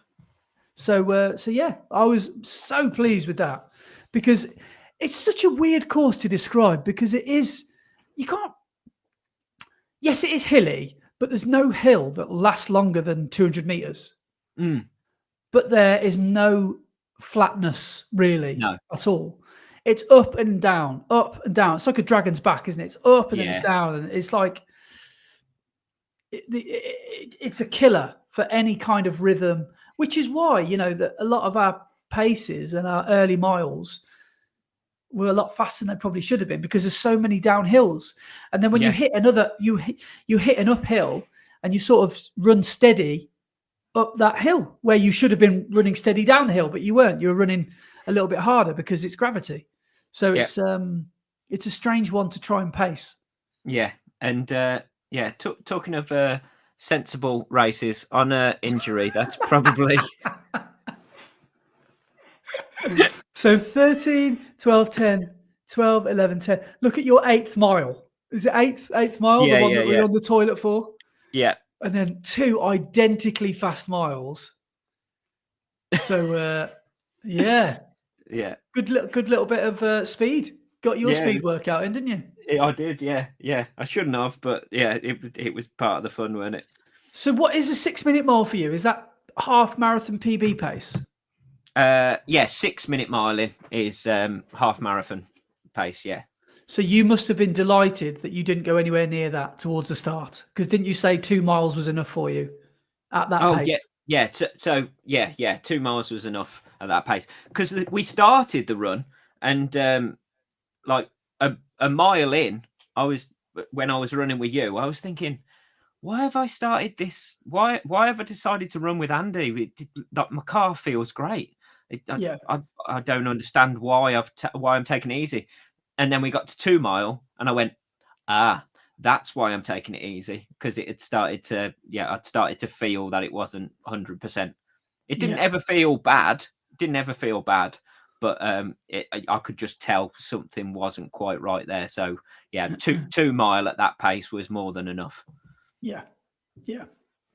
So big question, would you do it again? Do you know, because we say this every year, don't we? I know. Every year we go, that'll be the last time. But there's something about it that just, every time, it just makes me want to go, I'm going to go back and do that again. I don't know what it is. If it wasn't for the rides, would you go back again? Now, that's a tricky one. I'm not sure. I don't think I would. I think that you get theme park afterwards. Yeah, you make a day of it. It's almost like a day out, isn't it? Rather than just a morning run. Yeah. I think you're right. I think if it wasn't for all of the rides, I'm not sure it is a race that I'd travel to go and just do the race. And here's another question. I'm going to find out what the cost is first. Would you to Alton Towers and not do the run? So Probably would not. You pay Alton Towers admission? So Alton Towers admission, tickets and passes. Let's have a look.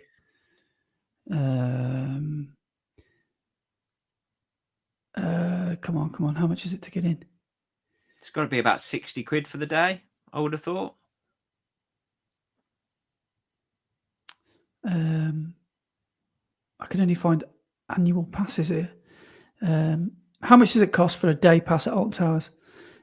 Walk-up price, 68 quid. Yeah. Online from £29 per person. So bear in mind, we had it practically to ourselves. Fair enough, the weather was bad and it was winter. But when you think about going in midsummer and you've paid nearly 70 quid. Yeah, we walked onto the rides, didn't we? We didn't have to wait really for any of them. We waited. I think longest wait was 5 minutes. Yeah. Whereas in the summer, you're going to be waiting 2 hours for a ride. Yeah. And you're paying 68 quid. So without a Kellogg's cornflakes two for one voucher, I don't think I'd bother going. No, it's a bit much, isn't it? But yeah, it is good value for money, especially if you love your running, you love hard runs, you love hard races. Then yeah, the Alton Towers is a good day out. And there's I've got my medal here, so it's a classic run through one. Yes, at least they gave out this year's medals this year. Yeah, were you one of the ones that got the last year or the year before? Yeah, I can't remember. So last year, the first, until they ran out of them, the first people that went over the line got given the year before's medal. And I noticed that there was different medals on the table, so I swapped mine. Wow. I just walked over to the table and put the medal they gave me down and picked up the correct one. So I'm not having that. It's rubbish. Whilst I'm just sort of thinking about it in my head, just before we move on, because I'm going to forget to say this. I was out, me and Laura were out walking the dog the other day. We got speaking to another lady who was walking her dog. And it was the first snow day we had, which was Tuesday here, or Monday. I can't remember which day it was. Yeah, Tuesday. And so she said her worker just called and said, she worked at a school. She said, our school have said don't bother coming in because it's a rural school and the snowfall's bad. And so she's got a snow day. She said, I don't know what to do with myself, so I'm taking the dog out. She just took a dog out around the field. And then she was heading home. She saw me and Laura and Daisy. She's like, oh, I'll go back. So I thought, well, this woman must be fairly fit then.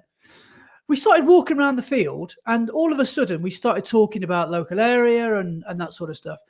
And she says, yeah, well, when I'm doing the sessions down at, Deptford Club, this, that, and the other, I was like, hang on, what? I was like, oh, I've just joined the Black Pair Joggers. And she goes, oh, yeah, well, I do the sessions. I'm a coach at Worcester AC. And she goes, yeah. And she just slipped casually into conversation. I'm a Commonwealth gold medalist and I've run at 3 Olympics. I was like, what? So I found out that my next door neighbour, pretty much, or she lives down the road, is called, Gary Manders is going to go mental at this because he'll know exactly who this is. She's called Christina Boxer. And she was, or is, no, she is the first British woman to break 2 minutes for the 800. Does that sound right? Yeah. Because Keely Hodgkinson, she's probably about 155, 154 now, isn't she? Yeah. But she was the first ever British woman to break 2 minutes for the 800. She said her events was the 800 and the 15. I don't know exactly the years, but she did Moscow, LA, and Seoul. Does that sound right? Oh wow! That's the 3 Olympics she did. And at Seoul, I think it was Seoul, she came 4th in the Olympic final. And she said back in those days, she could not, or athletes could not compete with the Eastern Bloc cheating because she just, apparently a Romanian and 2 Russians were ahead of her. Yeah. And everyone knew it was going on. But they, very much like today, she said they knew how to get around the testing and you just couldn't prove it. Everyone knew it was going on. Yeah. She said us British athletes were squeaky clean. She said the vast majority of us always have been and always will be. But they have got some dodgy dealings going on. And she said, I just could not compete. And you could tell on the day because they won it by a mile. But yeah, how cool is that I live next door to an Olympian? Yeah. So, she's called Christina Boxer and lovely lady. She's got a great dog called Fi. And so next time I keep looking for her now in the fields every time I go for her. She won't be able to get rid of me next time. So, so hopefully I'll have a chat with her again. That's awesome. That's awesome. Yeah. Gary, how's about that? We've got a celebrity neighbour. Yeah, so we'll see if we get her on the podcast for a Gary Manders special. But yeah, so I was going to just quickly, because I know we've got comments and emails to get through and stuff. Yeah. Have you done? Because I've done a bit of running this week, but not much because I'm in my second taper week of 3. Have you done any running all week? Not since Alton Towers, no. Yeah. Is that a decision that you knew you had to make on Monday? Yeah. I want to try and get my calf to the point where I can race cross country next Saturday. Yeah. So next Birmingham League race, I'd like to actually race the whole thing rather than just complete it and hold on. So yeah, that's what I want to try and do. So I'm going to try and take it easier, still get this sessions in, but not have the impact of the running. So how often do you do any cross country specific runs? Do you ever do any? Do you ever run on the fields and the? Sometimes sometimes we do grass sessions and do some cross country type sessions, but not amazing amounts. Yeah. How did you get on with your new shoes, by the way? Because remember you bought your new shoes and your spikes. I asked you about them. Yeah, nice. Yeah, same as my previous pair. They worked great. Yeah. Were they the same shoe? Yeah, exactly the same as what I've had before. Yeah, but no, they were good. Yeah, really good. Yeah. Oh, that's good. So yeah, for me, I after Alton Towers and after that David Lloyd weekend of pain, I thought I'm going to have a day off today because I'm in my taper. So I had my first Monday off. Never miss a Monday. Went out straight out the window. So I didn't do my Monday, and that's the first Monday I've had off in 15 weeks, I think. So I did my easy run or my recovery run the day after on the Tuesday, but woke up on Tuesday morning and we had what looked like Narnia. There was so much snow on the ground. Yeah. And I thought, well, I need to get out for a run today. And it was easier than I thought underfoot. It wasn't too bad. So I put my trail shoes on and I went for a run around the block, and that was a 5K.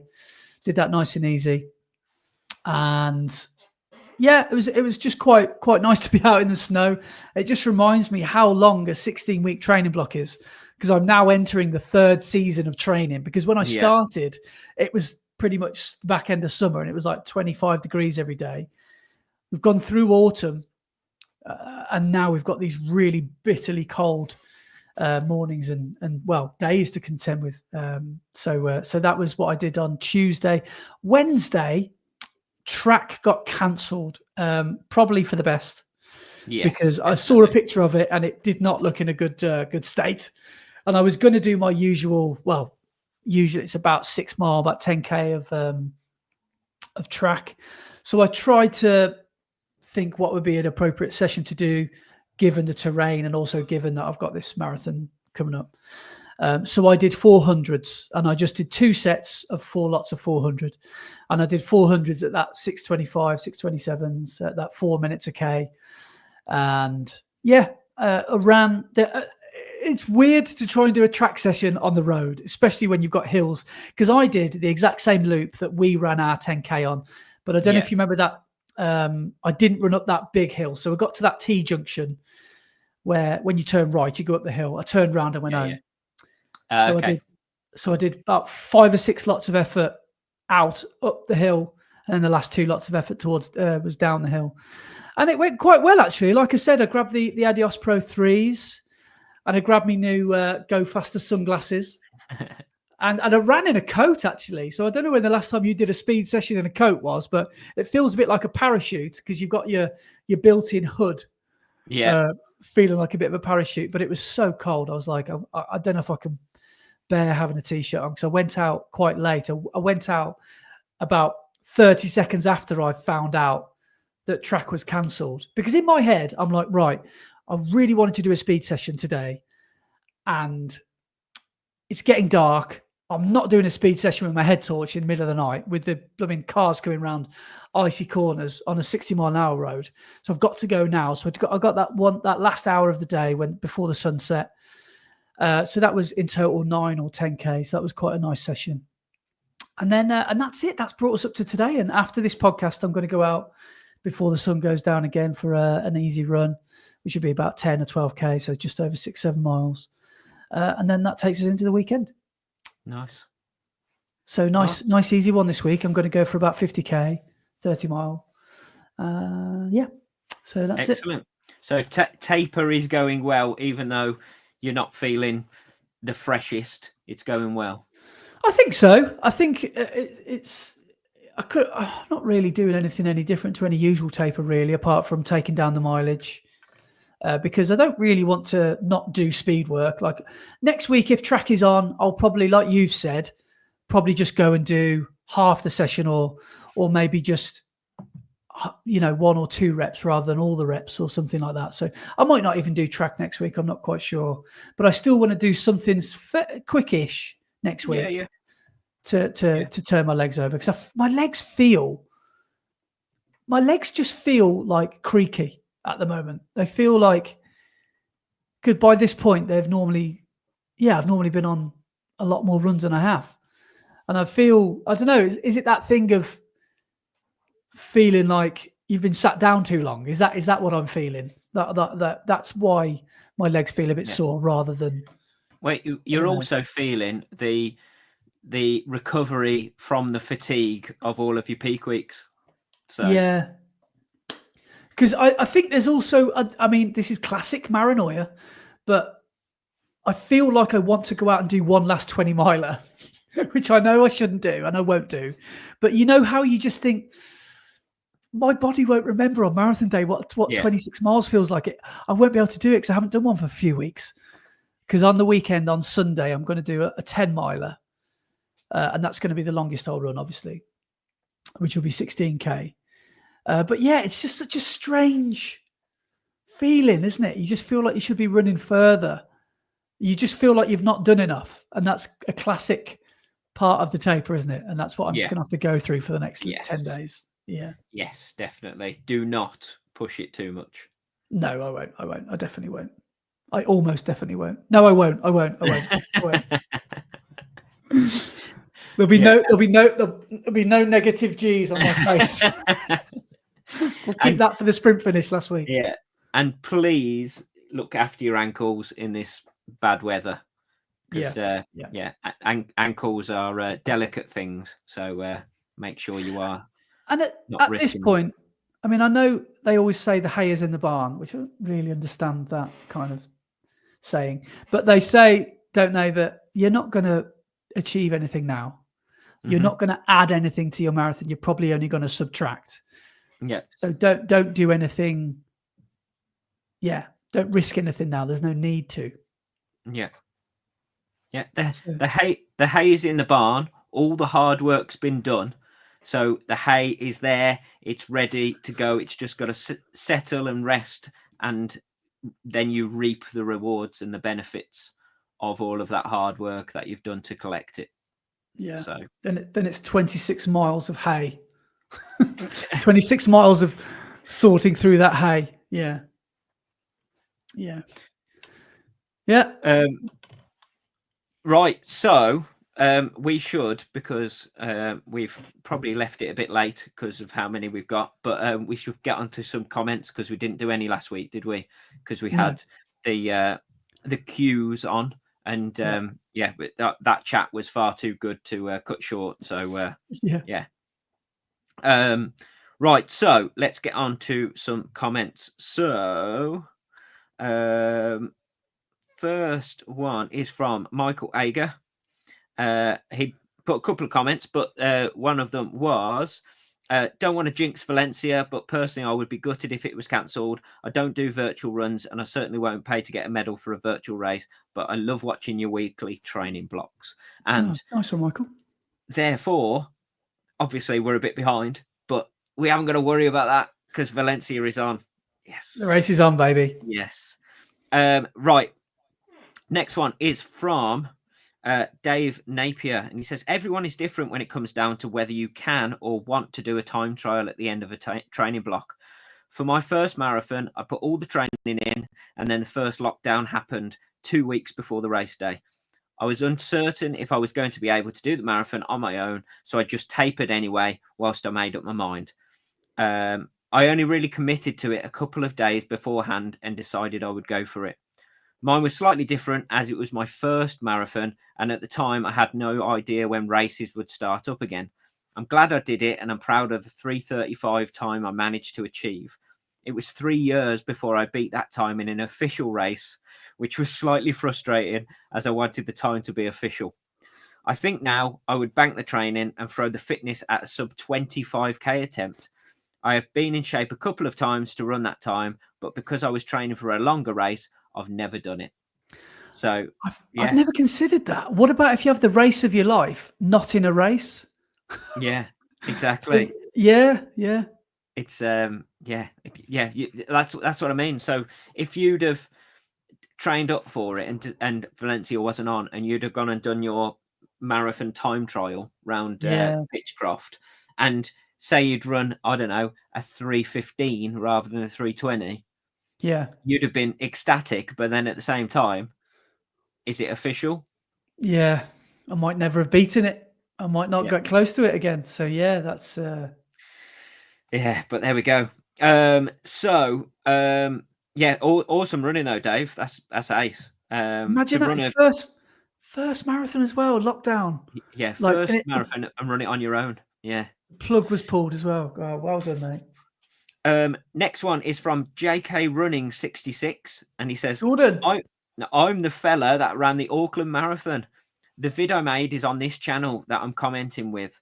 Thank you for replying to my emails. It's been nice watching the pod and getting your feedback at the end of the videos. So Jordan Knapp, isn't it? Yeah. His channel is JK Running 66. So go and check that out, because he has made a video of Auckland Marathon. So I'm definitely going to go and check that out and see what the footage is like. So I bet it looks good over in Auckland, doesn't it? Yeah, it was. I've watched this video and I thought it was really, really good, honest sort of like, it's like a, how would you say it? It's like a not a B-rolly kind of video. He's just rolled the camera, filmed the hard times, filmed the good times. Nice. And it's an amazing achievement, and his finish line disbelief is brilliant, because we all know how he got on. He sort of did better than he thought he was going to do. Yeah, definitely. And, but yeah, go and check it out, Auckland Marathon. Amazing. Yeah, awesome work, Jordan. Then we've got one from Chloe Hamard, who says, I totally see your point about feeling weird about going to Valencia and having fun there if the marathon does take place. It's tragic what happened to the region, and they're grieving. But on the other hand, the Valencia Marathon helps drive the local economy, and cancelling it would have an impact on the hospitality sector, etc. So it feels like there's no right solution either way. And yeah, that's exactly what I was saying to you, isn't it? That like the Valencia would be crying out for the tourism and the money injection that happens from it. And that's what they're advertising it as now, isn't it? As they're running for Valencia and doing it as like a funding drive to get money into the country again, isn't it? Yeah, there's an official channel where you can donate to the cause. And what I like about it, I think this is correct. Every finisher that finishes, the official sponsor, I think, will donate €3 to the rebuild. And oh wow! So there's going to be a hell of a lot of money. And there's also a GoFundMe style thing on the Valencia website where you can, where you can send as much or as little as money as you want to. And people have just been so generous. So nice. I need to do that. Yeah, wicked. Next one is from Marianne Heffernan, who says, "Good rant on the runfluencers, lads. Can't stand these idiots who run around topless." Have you ever like run around? Actually, you have run around topless. Yeah, I've run around topless in the middle of the countryside on my own, not in the middle of a race with 60,000 people running with me. That's fair enough. Yeah, because I remember once you uploaded a story. Yeah, fair enough. It was about 40 degrees in the middle of the countryside. Yeah, I don't run through a middle of a race with no top on. There was no e-bikes in sight, just cows. Exactly. Cows and sheep, and my bright white torso, because it hardly ever sees the sun. I think I'm not quite there, but I think that I genuinely, from a pure confidence point of view, I would like to do a run without a top off one day, with my top off one day. But then again, I've just said that out loud, and it probably sounds like the most self-centered thing I've ever said in my life. Just from purely feeling confident about my body. But that is part of it, isn't it? To feel confident enough to do that. Yeah, it's not a bad thing. I've just come to the conclusion that this is my body. This is what I'm going to look like for it. No matter how much effort I put in the gym, this is how I look. So I'm happy. That's it. That's my body. Yeah. So you're putting too much effort on the goblet squats. You're working on the wrong half. I know. Yeah, building up my legs and just letting my little pot belly stay potted. Mate, to be honest, my diet over the last couple of weeks has been horrendous. Really? Pizza festival? Well, the thing that is letting me down the most. So Sainsbury's is on the way back from the gym. So whether I run down to session and then do my gym and run home, you can stop off at Sainsbury's on the way back. Or if I'm driving back, you can stop off. And Sainsbury's own brand ice cream cones for a pack of 4 is £1.25. And every time I go in, I can't just buy 1 pack. I have to buy 2 packs. So basically for £2.50 you're getting 8 ice creams, and I must have spent close to 15 quid on ice cream in the last couple of weeks. Oh wow, that is good going. Yeah, so I should be banned from the freezer section of supermarkets, because if I walk past, I'm buying ice cream, and that's my big downfall. Are you tempted to put them on yourself and go, "Do you like my cones? They're little ones. I got them from a cycling test centre." Do you want me to lap dance for you?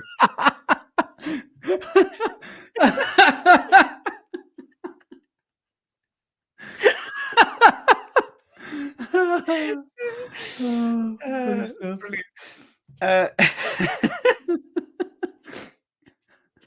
I was actually listening. Well, I was watching some. They popped up on my YouTube last night. Some partridge clips, and I watched the one of where he's in the petrol station, and there's Peter Serafinowicz, his character Tex is in there, who likes everything American, and afterwards, what's his name goes, "Oh, he just likes everything American," and Alan goes, "What, like Dr. Pepper? Tastes like fizzy Benylin." I was creasing. So funny. Anyway, and brilliant. That's so that what we've just done is brilliant, because the next comment is had to wait. It's from Nick PK4SQ, and he said had to wait until nearly the end of the had to wait until nearly the end for the obligatory partridge reference. I think you should make it an email into win feature. Oh, brilliant. There we go. Then Kieran Turner has commented, "How come after that mammoth pod, the only thing I have in my head is Brett running like a cat with shoes on?"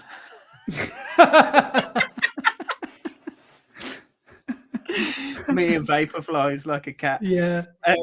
Well done, fellas. I shall try and remember some of the running content next week. Next one is from Yellow Folder, and he says, "Brett's right. Nick Bester should be called out for having rollerbladed film him, because parkrun is serious business. Either walk or run, but do not use the path for any other means while a parkrun is on, whether that's cycling, rollerblading, or whatever. A lot of people think everyone should be able to use the paths and we should respect others park users, but that's incorrect. And if you see anyone rollerblading in the park, call them out, as Brett says, as it's wait, what?" And basically, yeah, I hold my hands up. Yes, parkrun is done in a park, where you can do whatever you want, and all park users are welcome to use the park. What I didn't mean he shouldn't be rollerblading in the park whilst Parkrun is on. If people want to rollerblade or cycle or do whatever they want in the park, that's perfectly fine. It's a park. What I meant is, if you are taking part in Parkrun, you should be running. You shouldn't be rollerblading if you're taking part and you are part of Parkrun. If you're rollerblading just in the park whilst Parkrun is on, perfectly fine. I've not got anything against that.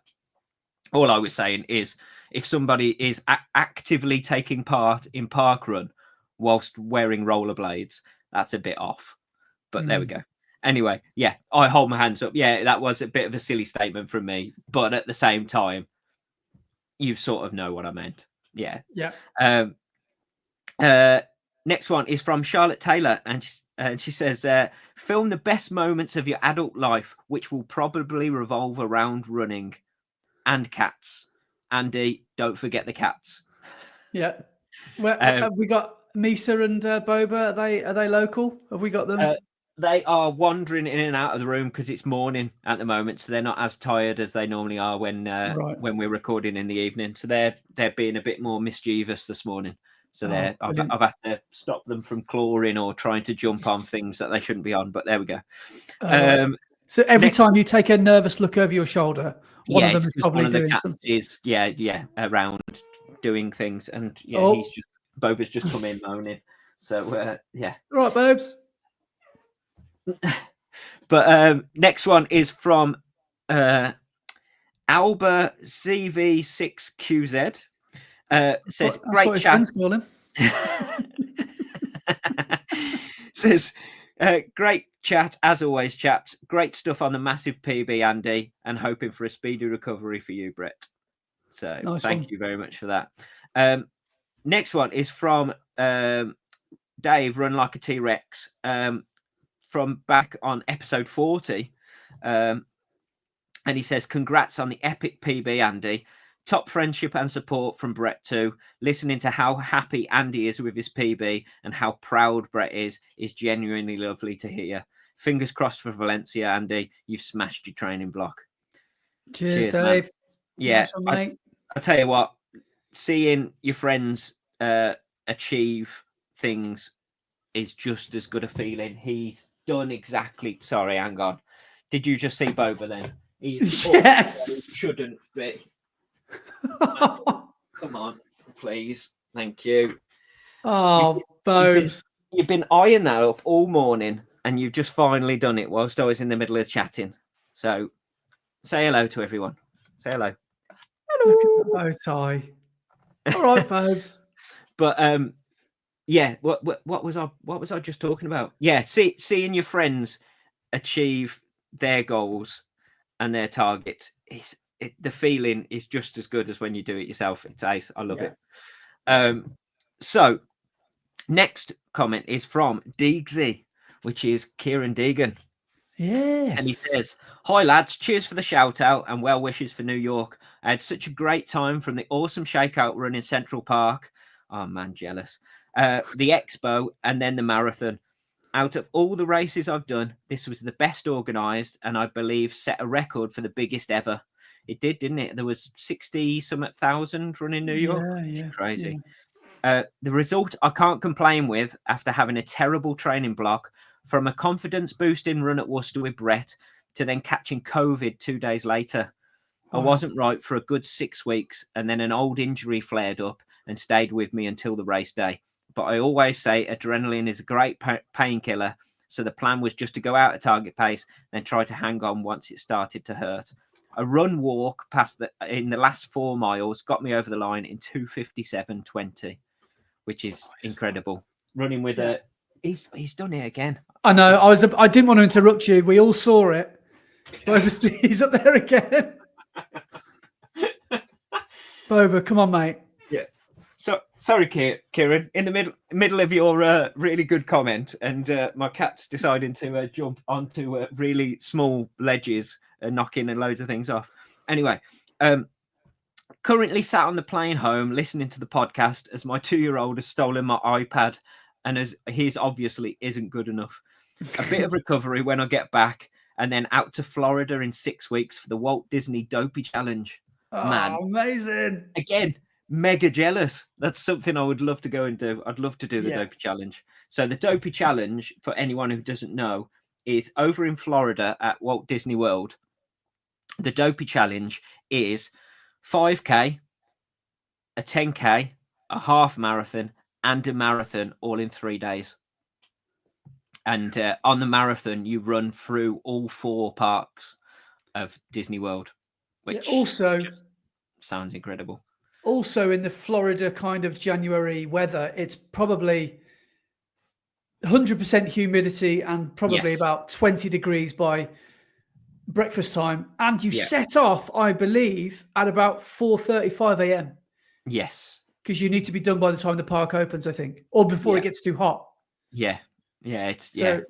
But I'd love to go and do that. Sounds really amazing. fun. Yeah. And he says, Brett, our times are so similar. It's great when you're on the start line to push and pace each other in the future local races. Andy, can't believe you left our running routes. I miss our running shoe chats. Oh, Diglis River boys to the end. Yeah. My recent recommendation, if you like the Alpha Fly, is the Adidas Prime X for those Sunday marathon pace workouts. Yeah, the Prime X is such a good shoe. So yeah, if you are thinking about getting another pair for that type of thing. Brett, I'm happy to take Andy under my wing earlier for pacing duties, as surely the next target is the sub 1:30 half. I'll be at Warwick early Feb pacing 1:30 and should be at Birmingham in my normal slot of 1:30. Anyway, keep up the good banter and catch up with you both soon, Kieran. Nice one, Kieran. That's amazing, mate. Awesome work on the New York Marathon. And yeah, Andy, that next target, that 1:30, that could be. I said, didn't I, earlier, a few podcasts ago, probably about I don't know, February or March, my ambitious Andy made a return and said I really wanted a 1:30 in 2024. And I realised how much of a jump that would have been. But I'm at 1:33, so I'm not far away from 1:35. So I brought, 2.5 minutes down off my half marathon time. So I've only got to do that again and a little bit more over, the coming months, and I'll be at 1:30. So yeah. Yeah. Awesome. Not far away. Right. Next one is from Ian Bowdler or Bodler. I'm not sure which. Hi, guys. Love the chat. Good to hear from people who do the same runs. I've been thinking about a 10-year plan too. The wife and I have done the Heart of England Way, and this year did the West Highland Way. So we're thinking of Le Jog, which is Land's End to John O'Groats over 10 years. That's epic. That'd be... Wow, the West Highland Way, by the way, is stunningly beautiful. I've never done it, but I've been to that part of the country or that part of Scotland, and it's just, just absolutely beautiful. So yeah, I'd love to. I do like the idea of a long adventure. So good luck if you guys decide to go for the Le Jog, because again, that sounds like an amazing achievement. Yes, yeah, it does. Yeah, I do like the idea of that. That's Land's End to John O'Groats sounds incredible, but it's a fair old way, isn't it? Yeah, it is. It really is. 800 odd miles. Yeah. Right. The next lot of comments are from the bonus episode that we put out. The bonus. Yeah, the bonus. First one is from Michael Ager again, who said, now watch the new It's on Andy episode and was chuffed to find out about this. Nice one. Thank you, guys. So people coming from your videos to find out these ones, which is good. This and Andy's video out together, Friday night sorted, which is awesome. Thank you very much. That is Adam Denovan. Nice one, Adam. So cheers, Adam. Friend of the podcast, Mac, he said, thanks for the washing up company. You're welcome. So he watched that whilst washing up. Mike Harding, on tired legs after all those consecutive days, to get that session in is super impressive. I think. Cheers, Mike. I think that's very true as well. To hit all the paces you did was pretty good, mate. Stevie Runner said, really enjoyed that. Thanks to you both. That mesmeric pounding we all know so well. Yeah. Matt Morris said, nice one, lads. Cheers, Matt. And then Gary Manders said, blimey, those shoes are loud. Sounds like you're running in hobnail boots. Right. And that is you wearing your Adios Pro 3s. Can you imagine if we'd have filmed it and you wore your Alpha Flies? Yeah, I would have. Yeah, we would have had to have a sound mixer or something. We would have had to have a. Yeah, it would have been loud. Yeah. Those shoes are loud. Then Matt JV85 says, more of these, please, lad. Hope Brett is fit again soon. Cheers, dude. Thanks, mate. Get in there.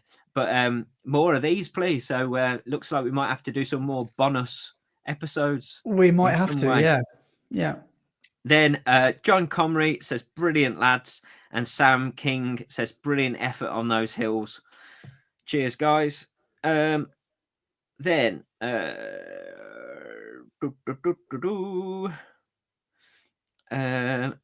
the next one is from the last episode, and it is Michael Ager again, who said, quite like the tees. I would run in them. Do you sell them for running or just casual wear? So the tees that I teased or just blatantly promoted on the pod last week, they are running tees. So they are technical tees. They are polyester sweat wicking tees. So they are made for running. And hopefully, fingers crossed, as this pod is released, so whilst you are listening to this pod, they should be available on my website. So yeah, if you are looking to get one, I would appreciate that big time. Website is www.theob1.co.uk. So THEOB and a number 1.co.uk. And then Gary Manders, I would imagine Valencia will be an incredibly emotional shared experience that will be much bigger than a marathon event. Relax, Andy, and go give these people something to cheer, if it's only for a moment respite from the terrible period they have suffered. Best of luck. Interested in the caps and hats? Would be great to get some running gear from a local business. Parkrun may not ever been officially a race, but it started as a time trial and then evolved into a community event. Yes, it was. That's the thing. It started as a time trial. It was Bushy Park time trial. Yeah. So it might not be a race, but it's a time trial. So you're racing yourself. So yeah. I think. But everyone else is racing themselves as well, so it's a race. Exactly. That's what I mean. So yeah. So if you're going to go there to try and get a PB, go there to try and get a PB. That's the whole point. The whole point of Parkrun. Yeah. You can run it easy one week, and then the next week go hell for leather, and that's the fun of Parkrun. Yeah. You can do whatever you want. It's there for you to run easy, or to run hard, or to run in between. Exactly. Yeah. Exactly. But yeah, as you said though, yeah, Valencia will be a lot more than just a marathon, I think. So yeah. Go and enjoy it, mate. And I think it's a hugely positive thing as well for the region as well. Like if you've ever, I mean, obviously there have been some families that have had a horrendous loss, but if you think about watching a marathon, or if you've ever spectated a big race, the energy that it brings to a city or a town is just, it's just amazing. So yeah. maybe yes, it will give the locals something to cheer. So yeah. Next one's from Sherry Oram, and they say, I really enjoy your long podcasts such as this. I tend to watch them during my long workouts. Good luck in Valencia, Andy. Don't forget to give us your bib number so we can follow and cheer you on from afar. So do you know your bib number yet? I do, but I haven't got it to hand. But so should we do that next week when just before you actually run?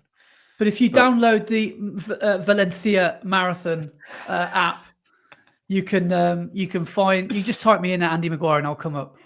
Oh, wicked. So okay. it's a yeah, it's a 5-digit number. My number is, but I can't remember what so it is. make sure everyone downloads the app and tracks Andy going round. I'm sure we will all be cheering you on all the way around. Then from our bonus episode again, Gavin Bruce, the Grey Runner, says the quality of that run, the quality of that run soon took my mind off the running apparel, which was fascinating me for the first 5 minutes. Top running, Andy. And I think that's because you got dressed in the dark, didn't you, on that Sunday run? Yeah, I wasn't exactly in my dullest clothes, but yeah. A friend of the podcast, Mac, says Sunday long run time is running the red line time. Amazing. Mike Hardin, the partridge references are out of control. Love it. They really are. They really are.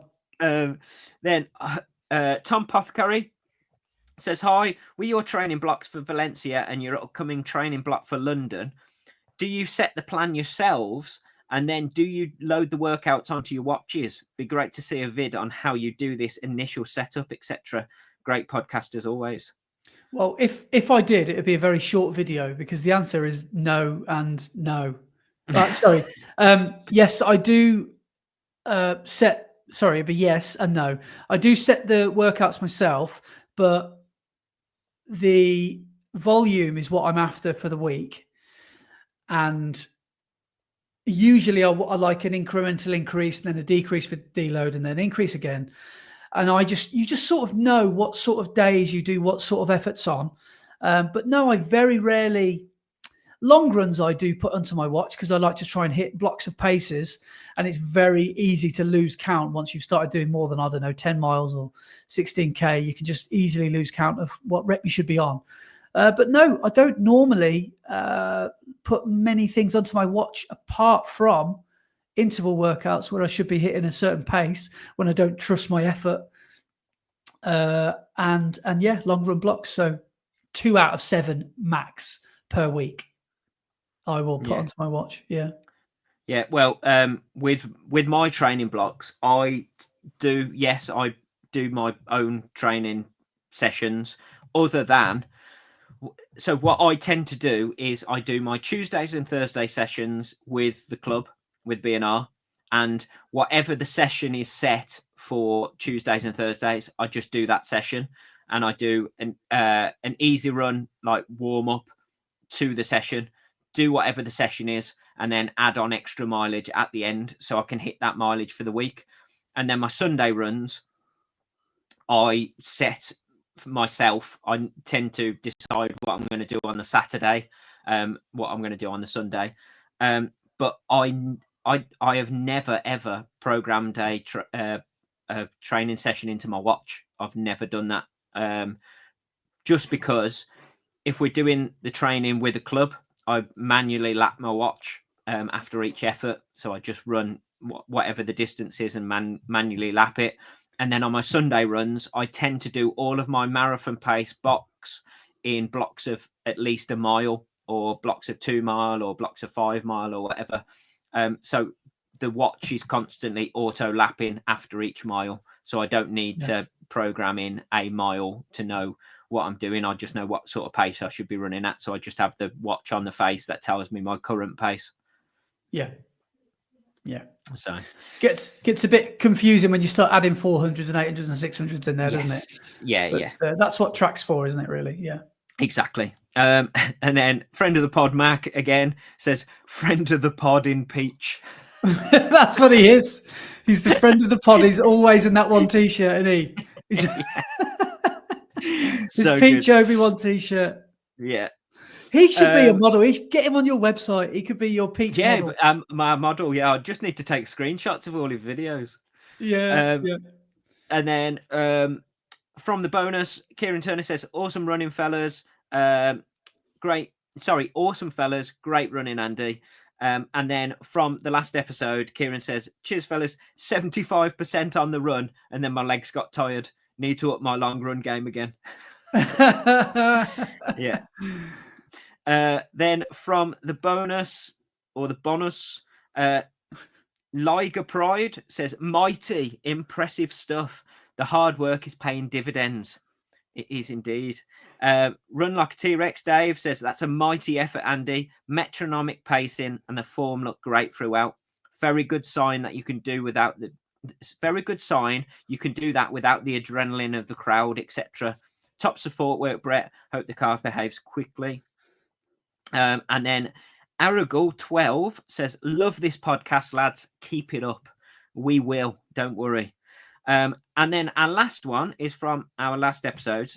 And this one's an interesting one, actually. So it's from Charlotte Taylor. And she says, for me, I found that less is more with marathons.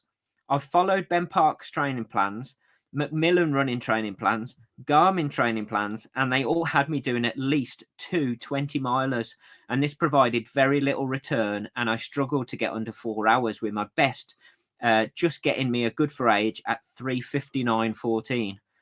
For that good for age at London, I had a meniscus tear, so could hardly do any training except for weekly park runs, one very painful 18-miler, and a lot of strength work.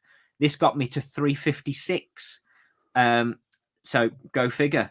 So after a bit of searching, I went with the Coros plan for Abingdon, which had 1 times 16-miler as the long run, but a lot of threshold and speed work and cumulative distance through the weeks. This got me 3:48 at Abingdon. Wow. So a massive PB and hopefully good for age for 2026 for London. So for me, less is definitely more. That's awesome, Charlotte. That's so good that you've got, that's a big chunk off your time at Abingdon. Great PB. But it's crazy that it was a almost like an AI training plan as well, like a Garmin that's feeding off the data that she puts into the watch. Yeah, so she's gone off the Coros plan, and it seems that it's worked really well for her by taking the mileage down and working more on the threshold and speed work. So like I was saying last week that I think that you need the mileage in your legs to know what it's like to run on fatigue legs. But for some people it's obviously very personal, and for some people the opposite is better. Because I've tried 2 different ways of training, and I prefer volume. I must admit I prefer getting more running in. Same here. But it's good to hear that it's worked. Was it Charlotte? Was it? Yeah. Who said that? Yeah, it's good to hear that that's worked for you, Charlotte. And if that's the way that your body knows, and you know that you like to train for things, then keep doing it. Definitely, yeah. But amazing work with a PB at Abingdon, because I don't think that was an easy race either, was it, Abingdon this year? Yeah, it's another good point. Yeah. So very, very well done, and great to see that your times are moving in the right direction, which is the main thing. So you obviously are making a lot of progress, which is good. Yeah. We've had one email, and it's from Michael Ager, and he says, long time viewer of the pod, just to let you know, I'm doing the Norwich Half Marathon on November the 24th. Oh dear, that's in 2 days. Hopefully you get to listen to this before you go for the run. I got an unaffiliated price for free. The most I've done in one go was 11K, which wasn't very good, but I have been doing my weekly park runs and a 10K with my mate every week. My PB is 2:09.50, which I've done in 2019, and I've set a time of 2:30. Do you think it will be possible on the day? My 5Ks at the moment are 26:03, and 10K the other day was 55:30. Keep up the good work, Michael. Well, yes, mate. I think that's definitely 2:30 is definitely on for you, mate, and a lot more. Because if you ran the other week a 55K, 10K, that's a very good sign. Yeah, definitely. I'd say you'll. I won't say easily, but you'll smash 2:30, no problem. I would say. Yeah, I would say you'll be closer to 2:20, 2:15. I mean, probably not a good idea to go out at your 10K pace and try and double it, because it doesn't quite work like that. No.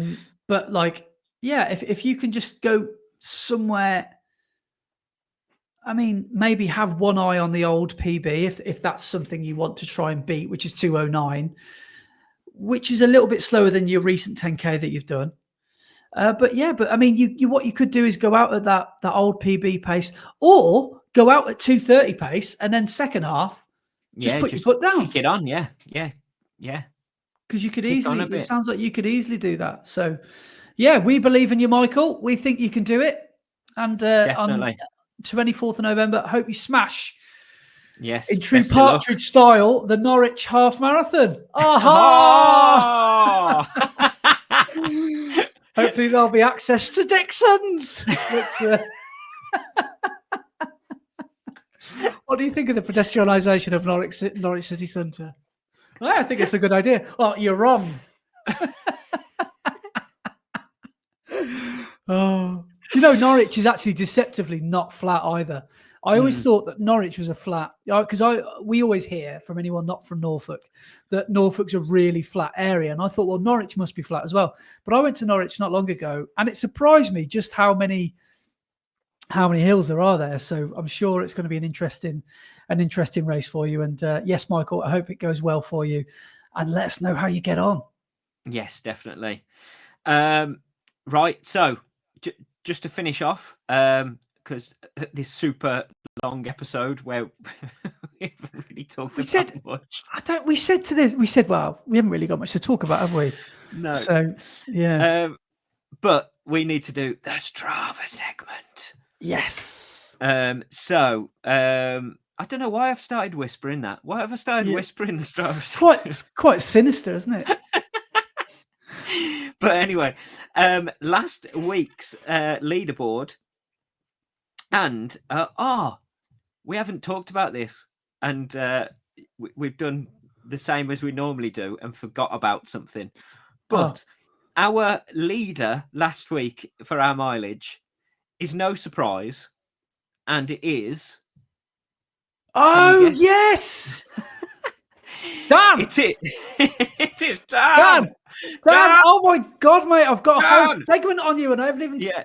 We're gonna have to talk about you next week, mate. Yeah. So Dan Neal, he ran the Escape from Meriden last week, which was a run as far as you can in 24 hours, and he finished the week on 83.6 miles. So amazing work, Dan. Just really quickly, I will just skim through it. What he said. He said, "Escape from Meriden was horrible. Went through all the ultra emotions and pains, which I'm still suffering from, but it was a mental experience all in all. 73 miles covered in 21 hours. Saw us retire just outside of Prestine, I think that's how you say it, in Wales. There was no method to the madness, only that we wanted a more interesting route. The ultra community are mental. Our efforts finished us in 59th place out of 260, which I don't think is bad for our first attempt. That's amazing. Back to reasonable distance and reasonable pace for now. So well done, mate. Yeah. So mate, that's incredible. Yeah, mental. Look at his Strava map. Just went due west towards Wales. Yeah. Straight past Dudley, straight past Worcester, towards Hereford. Wow. Run for the hills. Yeah, just mental. So amazing work, Dan, and you have topped the Strava leaderboard this week. In second place was Jack Bancroft with 71.1 miles, and in third was Nicholas Forsman with 64.5. Our leaderboard for the climbing, we got Ryan Gowan with 5,679 foot. Second was James Slade with 4,846 foot, and third was Dan Neal with 4,472 foot. And then our top ladies, let me just have a look. I should really sort this out before we get here rather than just reading it live. But it is what it is. Oh, so our top lady was Aveen D with 43.9 miles. Our second place was Chloe Hamard with 42 miles. And third was D. Cook Rees with 38.7 miles.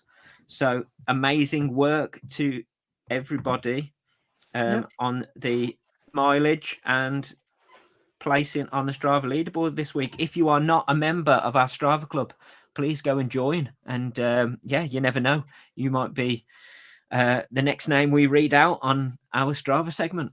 And all you've got to do is run to Wales, and you'll probably come first. Amazing. So thank you. We should probably leave it there, shouldn't we? Seeing as we're almost hitting a PB here. So thank you so much to everyone for watching or listening. And we shall see you next week. Cheers, guys. See you guys. I should say, see you guys. Well, then, see you guys. See you later.